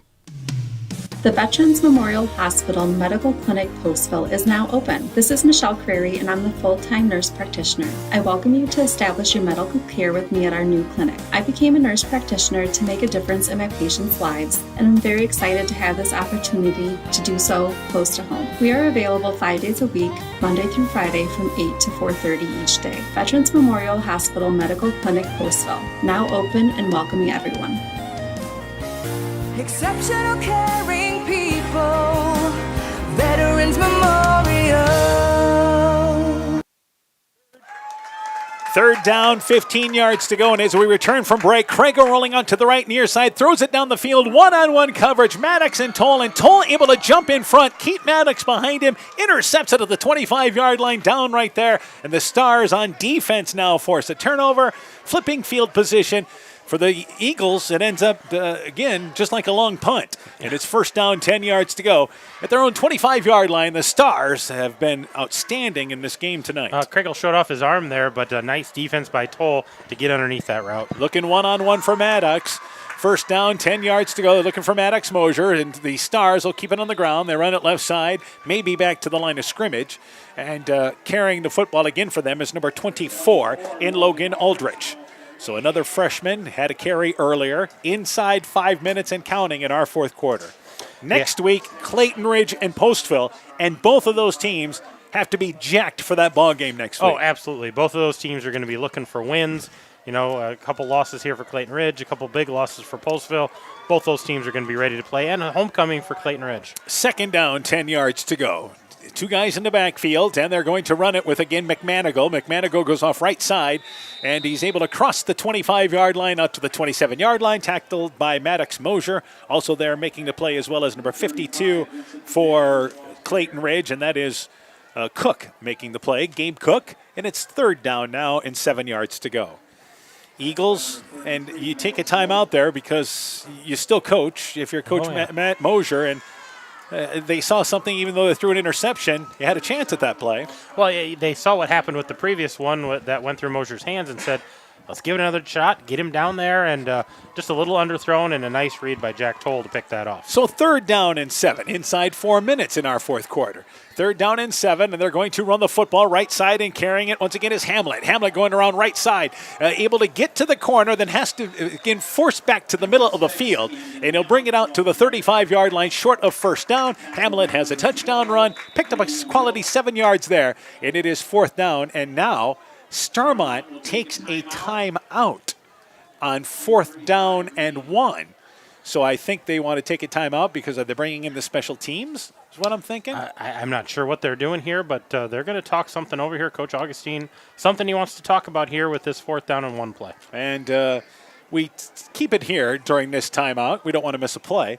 And it's 4th down and a yard to go for Starmont. And I believe here they're going to bring out their special teams unit, which again, this is why. Because even though it's 53-0 right now, you've had to punt. So this team hasn't had a lot of work to your special teams. They have not punted tonight. This is their first punt, so they're going to bring the starters out, the guys that are normally out there for a punt for this coverage. And it looks like we're going to have the same punter as we've had for kicker all night long. And the difference is Recker punted last week for Starmont against Southwind. So Jax Thomason is actually here in at punter this week. Yep. So, give him a chance this is a – and again, we talk about no matter what the score, you're still coaching, right? Right, absolutely. So that's the reason for the timeout. And they will look to punt the football away. Clayton Ridge has nobody back. Thomason to launch it away. So the ball was spotted at the 37-yard line, and the Eagles will let it bounce. It'll go inside the 20-yard line all the way down where it's down to the 17-yard line there. So that punt ends up going a total of 49 yards. There is no return, and it's 1st down, 10 yards to go. Eagles have 3:24 to work with, trailing by a score of 53-0. Their offense's goal to get on the board here. Yeah, they want to march down the field. I expect them to throw the ball. They've had some success, having a hard time getting anything going on the ground. So look to them to throw it around a little bit, maybe try to get something downfield, maybe get some crossing patterns. Any kind of positive they can take out of here tonight is going to work wonders for them for next week. Sumner Fred has scored again in the 3rd quarter. They get the 2-point conversion, 27-7. Sumner Fred now leads North Fayette Valley. So as we mentioned, that is our closest game in the area tonight. Yeah. 1st down, 10 yards to go for the Eagles. 2:50 to work with. Clock is moving. They run the football with Ballsinger. Ballsinger's got a hole up the middle. It's actually Dudley who was lined up to the left there. Dudley brings it up the middle across the 25-yard line. Picks up 8 yards on a solid 1st down gain. And it is 2nd down, 2 yards to go for the Eagles. And actually, they're going to give him a 1st down. So Dudley with 10 yards on the rush. That is the Eagles' first offensive created 1st down of this football game. The other one was by a penalty. Yeah, they got a penalty in the other one. That was their first offensive 1st down. That was huge. Nice run there by Dudley. And this is where the Eagles still searching. So Dudley taking over at the tailback spot. 2 receivers to the left, 2 to the right. And they run it with Dudley left side. And Dudley's going to get another 1st down. Brings it across the 35-yard line. Able to scamper out to the 40-yard line. Dudley picks up 11 on that. It's running hard. 1st down, 10 yards to go. Dudley did not have a lot of touches running the football in this game till this last drive. Last week he at least had a few touches running the football. He had 5 carries, 18 yards, and a touchdown last week. This is his 2nd carry, 2 carries, 2 1st downs, so some positives here for the Eagles. And we're down to 140 as the Eagles having some success moving the football. So 1st down, 10 yards to go.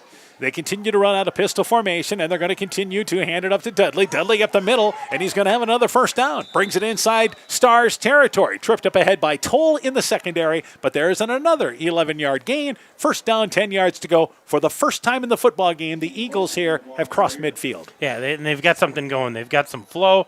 They've got getting some 1st downs, getting some movement of the ball. Anything you can take out of this game as a positive, I think, is what Coach Mosher is looking for here. 1st down, 10 yards to go. 2 receivers to the left, 2 to the right. Let's see if they continue to lean on the hand of Dudley. Inside a minute left in our 4th, and they're going to go to Dudley. Dudley up the middle, this time stacked up a little better. He won't break through the first line of defense. He will pick up positive yardage up the middle as he picks up 5 yards. Number 58 up front for Starmont leading the charge in Tristan Kruger. and give him 4 on that. Second down, 4 yards to go. Yeah, and that's a spark that Coach Mosier is going to have to look at and go, well, maybe we mix it up. A little Bolsinger, a little Dudley.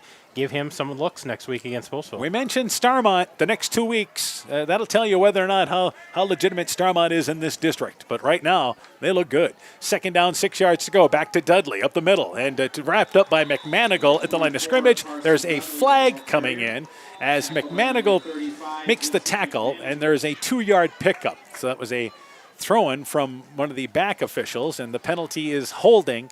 And the holding penalty it's a face mask. Yeah, so McMahon, it's a 5-yard face mask. And correction, they're going to make it a 15-yard face mask penalty. Clock stops with 20 seconds to go. Well, they're going to tack that on the end of the run there. Dudley gains 3 yards, but add another 15 to it. This may be our final play of the ball game. Eagles are going to huddle, so they need to hurry. The play clock, or the game clock is at 10 seconds. So now they quickly break. So here's your last play of the ball game. 2 receivers to the left, 2 to the right. And can they get the snap off? They do just in time. Kregel to throw the football. Rolling back, he's going to throw it to the end zone. Into a lot of coverage, and the pass is knocked away, incomplete, down at the 3-yard line. That preserves the shutout for the Stars. And it is Starmont taking advantage of some special teams miscues for Clayton Ridge in this ball game. But offensively, the Stars had a dominant first half. They remain undefeated. Won 1 game last season. 2 wins on the season 2 weeks in. 53-0. That's your final score. Starmont victorious. We'll take a break. When we return, game stats, coaching interviews, your post-game show is coming up. You're listening to high school football on KCTN, Garnavillo, Elkader, Iowa. Inspiring changes to a happier, healthier you is what we do at Clayton Drug. We are committed to helping you achieve the highest quality of life possible. We are a full-service pharmacy offering services such as med packing to your home or mail delivery and online prescription refill. We also offer a cash pricing program on name brand and generic prescriptions. Call 563-245-2530 to find out more. Clayton Drug, connecting the communities of Elkader, Strawberry Point, and Sumner to serve us all in between. Hi, this is Cody from Torkelson Motors in Elgin and Walk-On. At Torkelson Motors, we believe that student involvement in activities is a great way to help grow our communities, and we are proud to help sponsor this game for your enjoyment. We've been serving Northeast Iowa since 1926 and appreciate the business that our customers have given us and the support they provide to our area schools and communities. So the next time you are in need of a new or used vehicle or a repair, stop into Torkelson Motors. We've been selling cars the old-fashioned way with a friendly smile and a handshake right here next door in Elgin and Walk-On. Your local Touchstone Energy Cooperative is asking members to do the summer shift. No, it's not a dance. Simply reduce your electricity use between the hours of 1 p.m. and 9 p.m. on weekdays. That's when power costs the most. So turn up the thermostat, delay the dishwasher, shift the start of laundry, and you can help keep the electricity rates affordable. This summer savings message is brought to you by your local Touchstone Energy Cooperative, Alameda Clayton, your Touchstone Energy Cooperative. Alameda Clayton Electric, your Touchstone Energy Cooperative. When making up a to-do list, don't forget to include servicing your car at Edie's AC Delco Service Center in Garnavillo. Your car should have the best care, and Edie's will make sure of it. Stop in or call 964-2186 to make an appointment. Tires worn out? Well, Edie's can replace them. Need a tow? Call Edie's at 964-2186. Kay, Lynn, and Todd invite you to stop by and fill your car's tank with fuel at Edie's AC Delco Service Center in Garnavillo. Edie's open 7 a.m. Mondays through Saturdays. Alpine Communications believes connected communities become thriving communities. We are the local telephone company that became a 21st century communications provider. Alpine provides internet, television, cellular security, and telephone too. We promise personal, timely, reliable service from people who live here. When you choose us, we all thrive. Connect with Alpine Communications today. Click alpinecom.net or call 563-245-4000. Hi, Justin Birdnow here from Birdnow Chevrolet of Monona. I want to take a moment to extend a heartfelt thank you to all of our incredible customers and the amazing local athletes who have shown us unwavering support over the years. Just like you, we're all about the winning edge. That's why it's our goal for our customers to feel like they have scored big when they leave our dealership. Stop by today or visit us online at birdnowmonona.com. And remember, you have to get to our place. You'll love the way we treat you. Strawberry Building Supply offers all your building materials for residential and commercial projects. Whether you're building from the ground up, remodeling your home, or a weekend project, we have the materials you'll need. We are an authorized Milwaukee dealer for all your Milwaukee tools. Strawberry Building Supply also has everything you'll need for your pets and livestock. Stop into Strawberry Building Supply today at 413 West Mission Street, Strawberry Point, or call 563-933-4579.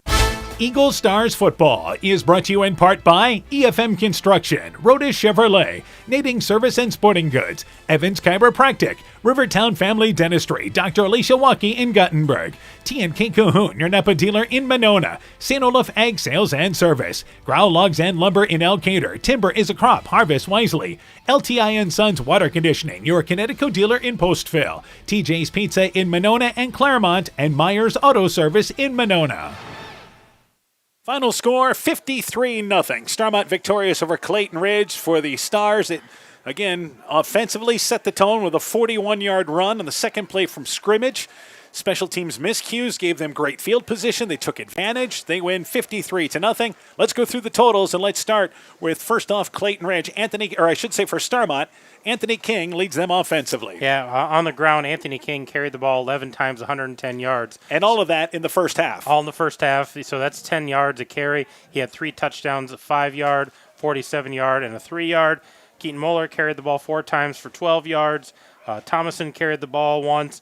The other Thomason carried it twice for 34 yards. McManigal, 6 carries, 15 yards. Vasky, 2 carries, 25 yards.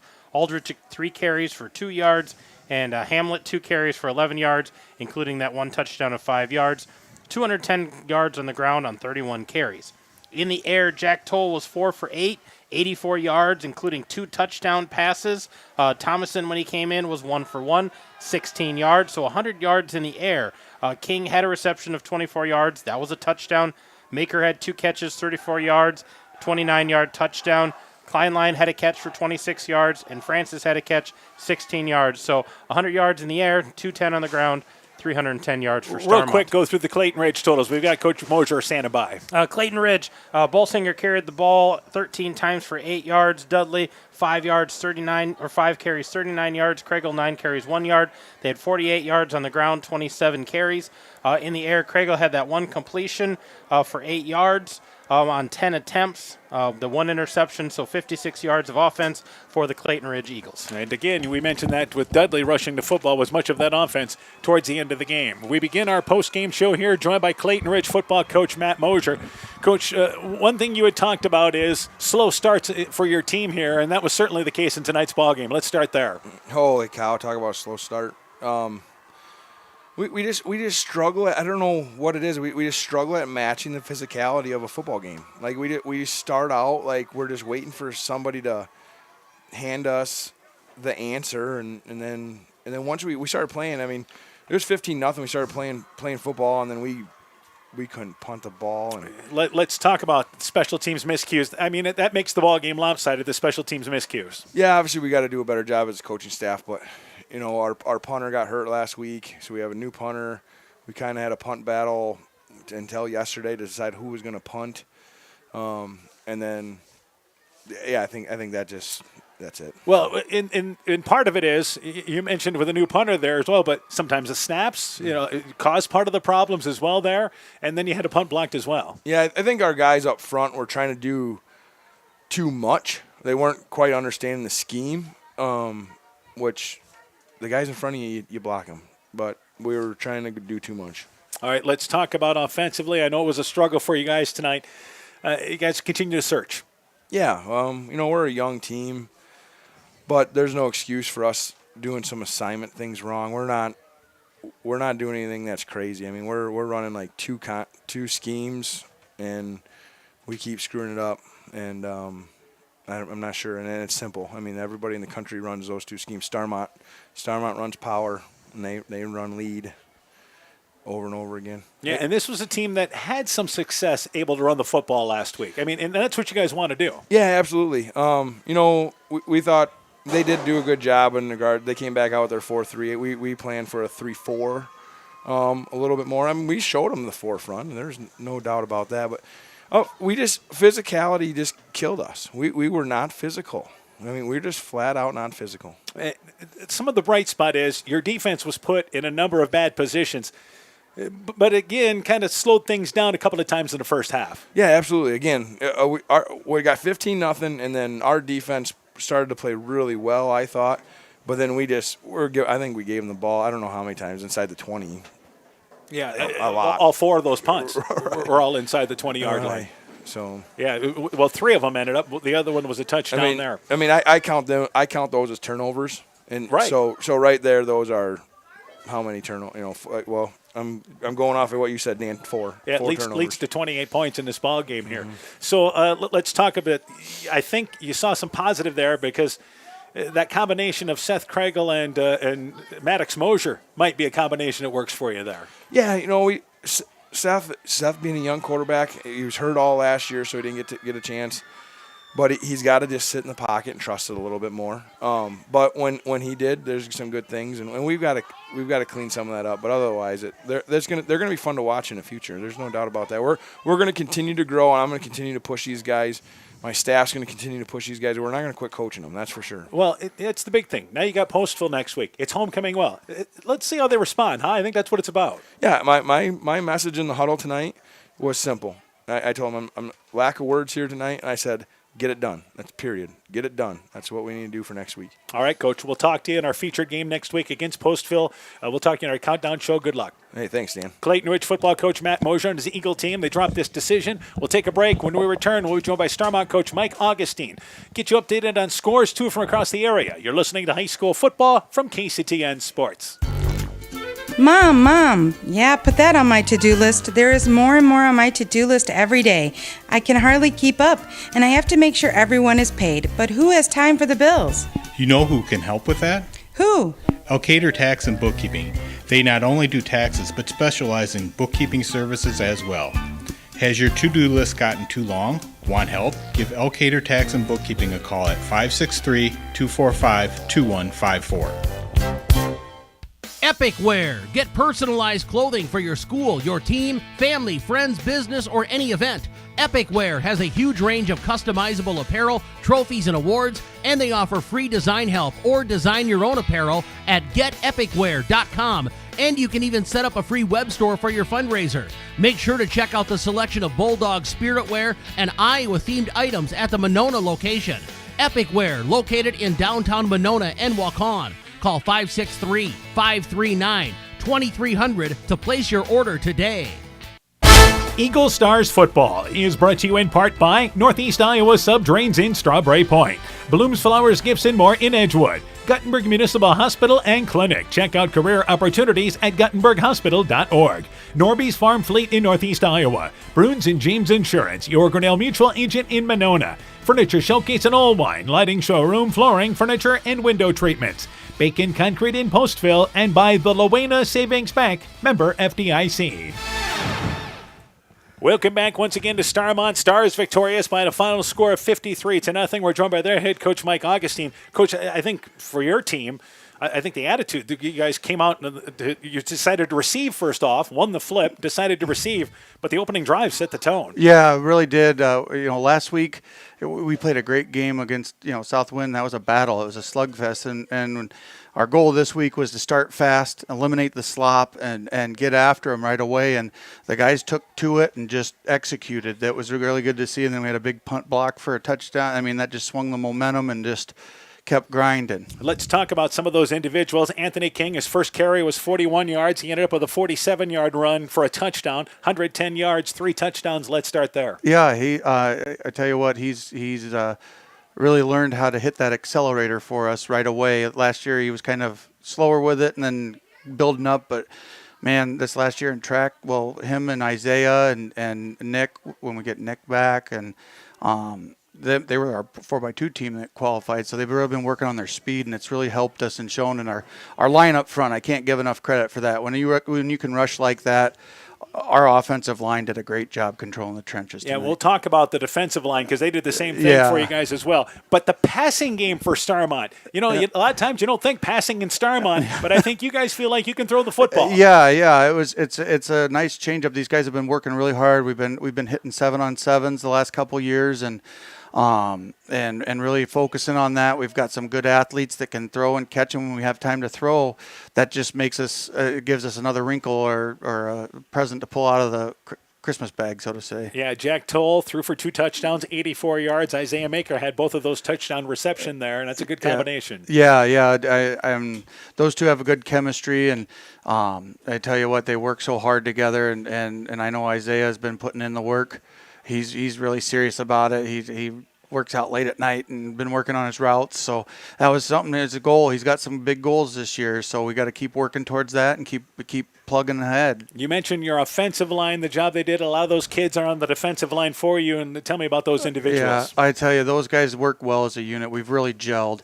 From our offensive line, we have Owen Recker, Andrew Harkin, Carter Henke, Tristan Kruger, and Sawyer Beatty and Ryan Kleinlein are our starters, and then you add in Kelly Barajas. Garrett Richardson got in, did a decent job for us. For Owen there, he's a little banged up, but and then on the defensive side, we had to own the trench. Last week we didn't own the trench, and that was what we preached all week, getting off the ball and owning the trench, and it was so good to see them do that. Even the young guys, they go through the drills with us just like it, and they were firing off the ball. They were excited to get in, and that was good to see. You had the backups finish off a drive, which I think it was good to see. Yeah, absolutely. Anytime you can get on a Friday night light field, that it gets you that itch. And like we told the guys, I wasn't promising them nothing, but I just said, to be ready, because if you're called upon, you'll do it. And man, they had some good drives, and we got it rolling, and then they capped it off and scored. So that's always good to see, and gives them some confidence going into their next game. All right, let's talk about next game for you guys. It's North Lynn, a team you know quite well. They were victorious tonight over Postville,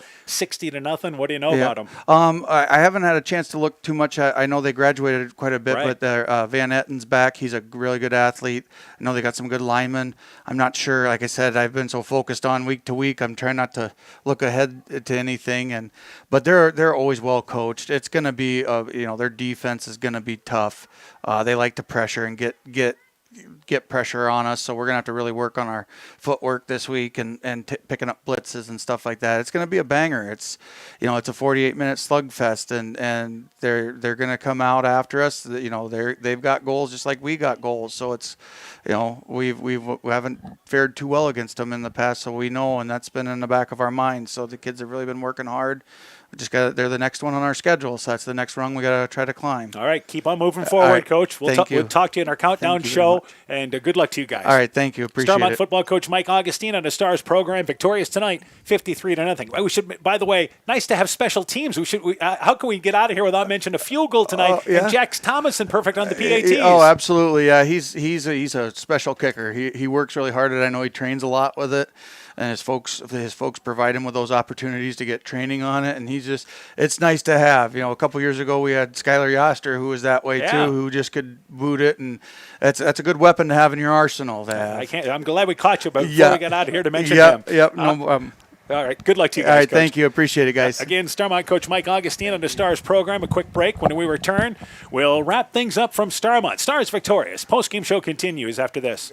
Being good at life means getting your finances together so you can focus on the moments that matter most. With over 175 years of expertise, New York Life Insurance Company provides you with benefits you can enjoy while you're, living. So give your local agents, Andrew Reimer or Troy Springer of Guttenberg, a call. You can reach Andy and Troy at 563-252-2471.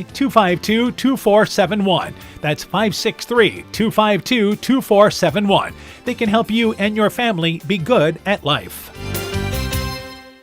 Wilkie's in Elkader is Iowa's oldest family-owned grocery store. You'll find Wilkie's 2 blocks south of the Keystone Bridge in historic downtown Elkader. Stop in and enroll for a Wilkie's reward card and receive points every time you shop. Then log on to their website at wilkiesgrocery.com to view the weekly specials, check out your reward points, make out a shopping list, and more. Wilkie's in Elkader, open Monday through Saturday, 8 a.m. till 7 p.m. While out and about, don't find yourself stuck at the side of the road. At Edgewood Auto and Tire, our trained technicians work on all autos, trucks, semis, and heavy duties. We offer premier alignment service and DOT inspections and carry all major lines of tires. Call or ask about our current tire rebates. If you're in a bind and need a tow, give Edgewood Auto and Tire a call at 563-928-7333. Available 24 hours a day, 7 days a week. We offer a mobile tire repair service to get you back up and going, either on your farm or on the road. Eagle Stars football is brought to you in part by Northeast Iowa Subdrains in Strawberry Point, Bloom's Flowers Gifts and More in Edgewood, Guttenberg Municipal Hospital and Clinic. Check out career opportunities at guttenberghospital.org. Norby's Farm Fleet in Northeast Iowa, Bruins and James Insurance, your Grinnell Mutual agent in Monona, Furniture Showcase and Old Wine, Lighting Showroom, Flooring, Furniture, and Window Treatments, Bacon Concrete in Postville, and by the Lowena Savings Bank, member FDIC. Welcome back here to Starmont. Post-game show continues. Stars victorious by a final score of 53-0. They put up 15 points in the opening quarter and put up to 24 points in the second quarter. They were in control. 39-0 was the score at the half, and able to win 53-0 as their defense throws a shutout. They take advantage of 4 special teams miscues for the Eagles. Let's get you up to date on scores across the area. It is again Edco leading Easton Valley. They're still in the third quarter. 42-20 was the halftime score. Edco leading Easton Valley. So it's an up and down track meet going on over there at Edgewood tonight. Don Bosco has defeated Central 70-6. For the Warriors, the positive there, you got that score. I mean, Don Bosco's a cut above. They knew coming in here, Central's first 4 games are against playoff teams from a season ago. So it's about surviving these first 4 games, and they take the positive any way they can. Sumner Fred leads North Fayette Valley now 27-6. That ball game is 27-7. I'm sorry. That ball game is now in the fourth quarter. Sumner Fred leads. MFL Marmac has scored in the third quarter. At the end of 3, they lead Waukon 34-0. And also North Lynn has defeated Postville tonight by a final score of 60-0. So that updates you on the scores from across the area tonight. Again, our final score 53-0. Starmont victorious. Let's talk about Clayton Ridge. First off for the Eagles.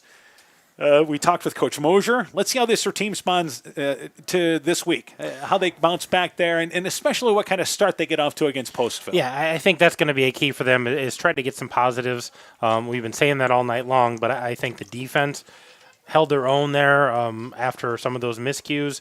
They can build off of that a little bit. There at the end, they had a little success with Dudley. Seth Kregel throwing the ball showed some promise there. So there are things that they can use to build off of, but they got to get something going early. They can't just kind of flounder for a half and try to regroup at halftime. They got to have something to work with in that first, second quarter. For Starmont, this is a step forward, no doubt about it. I mean, like I said, you were 1-8 last season. Here's your second win. And all of a sudden now, the next 2 weeks, but again, you can talk about East Buchanan down the road in 2 weeks. Doesn't make a difference. But now you've got North Lynn, not the same North Lynn team you had from a year ago, but now a win there. Next week, you're 2-0 heading into that. That gets you really geared up there and puts you in a great position for this team to continue to move forward. Well, and you don't want to say that, it's going to make or break a season, but a win at North Lynn going into East Buck, 2-0 in the district, 3-0 in the season against a team who's favored. Boy, you got to feel pretty good about going into that game and giving yourself a chance to, battle for a district title, because those are the teams that are favored in that district right now.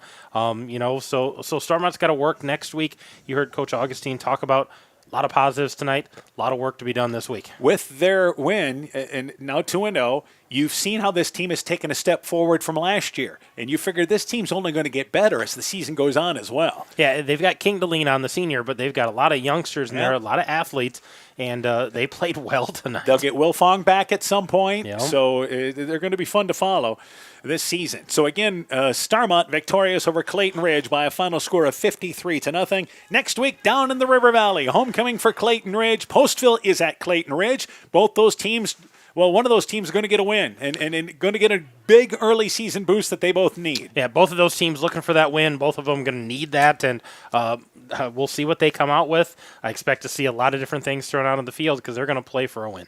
Countdown to kickoff begins at 6. Game time at 7. We'll talk with all of our area coaches on the Countdown Show at 6 o'clock. For Coach Aaron Hamann, I'm Dan Behrens. My thanks to Allie Curtis for running our camera here tonight. Also thanks to Michaela Erickson for running our studio show.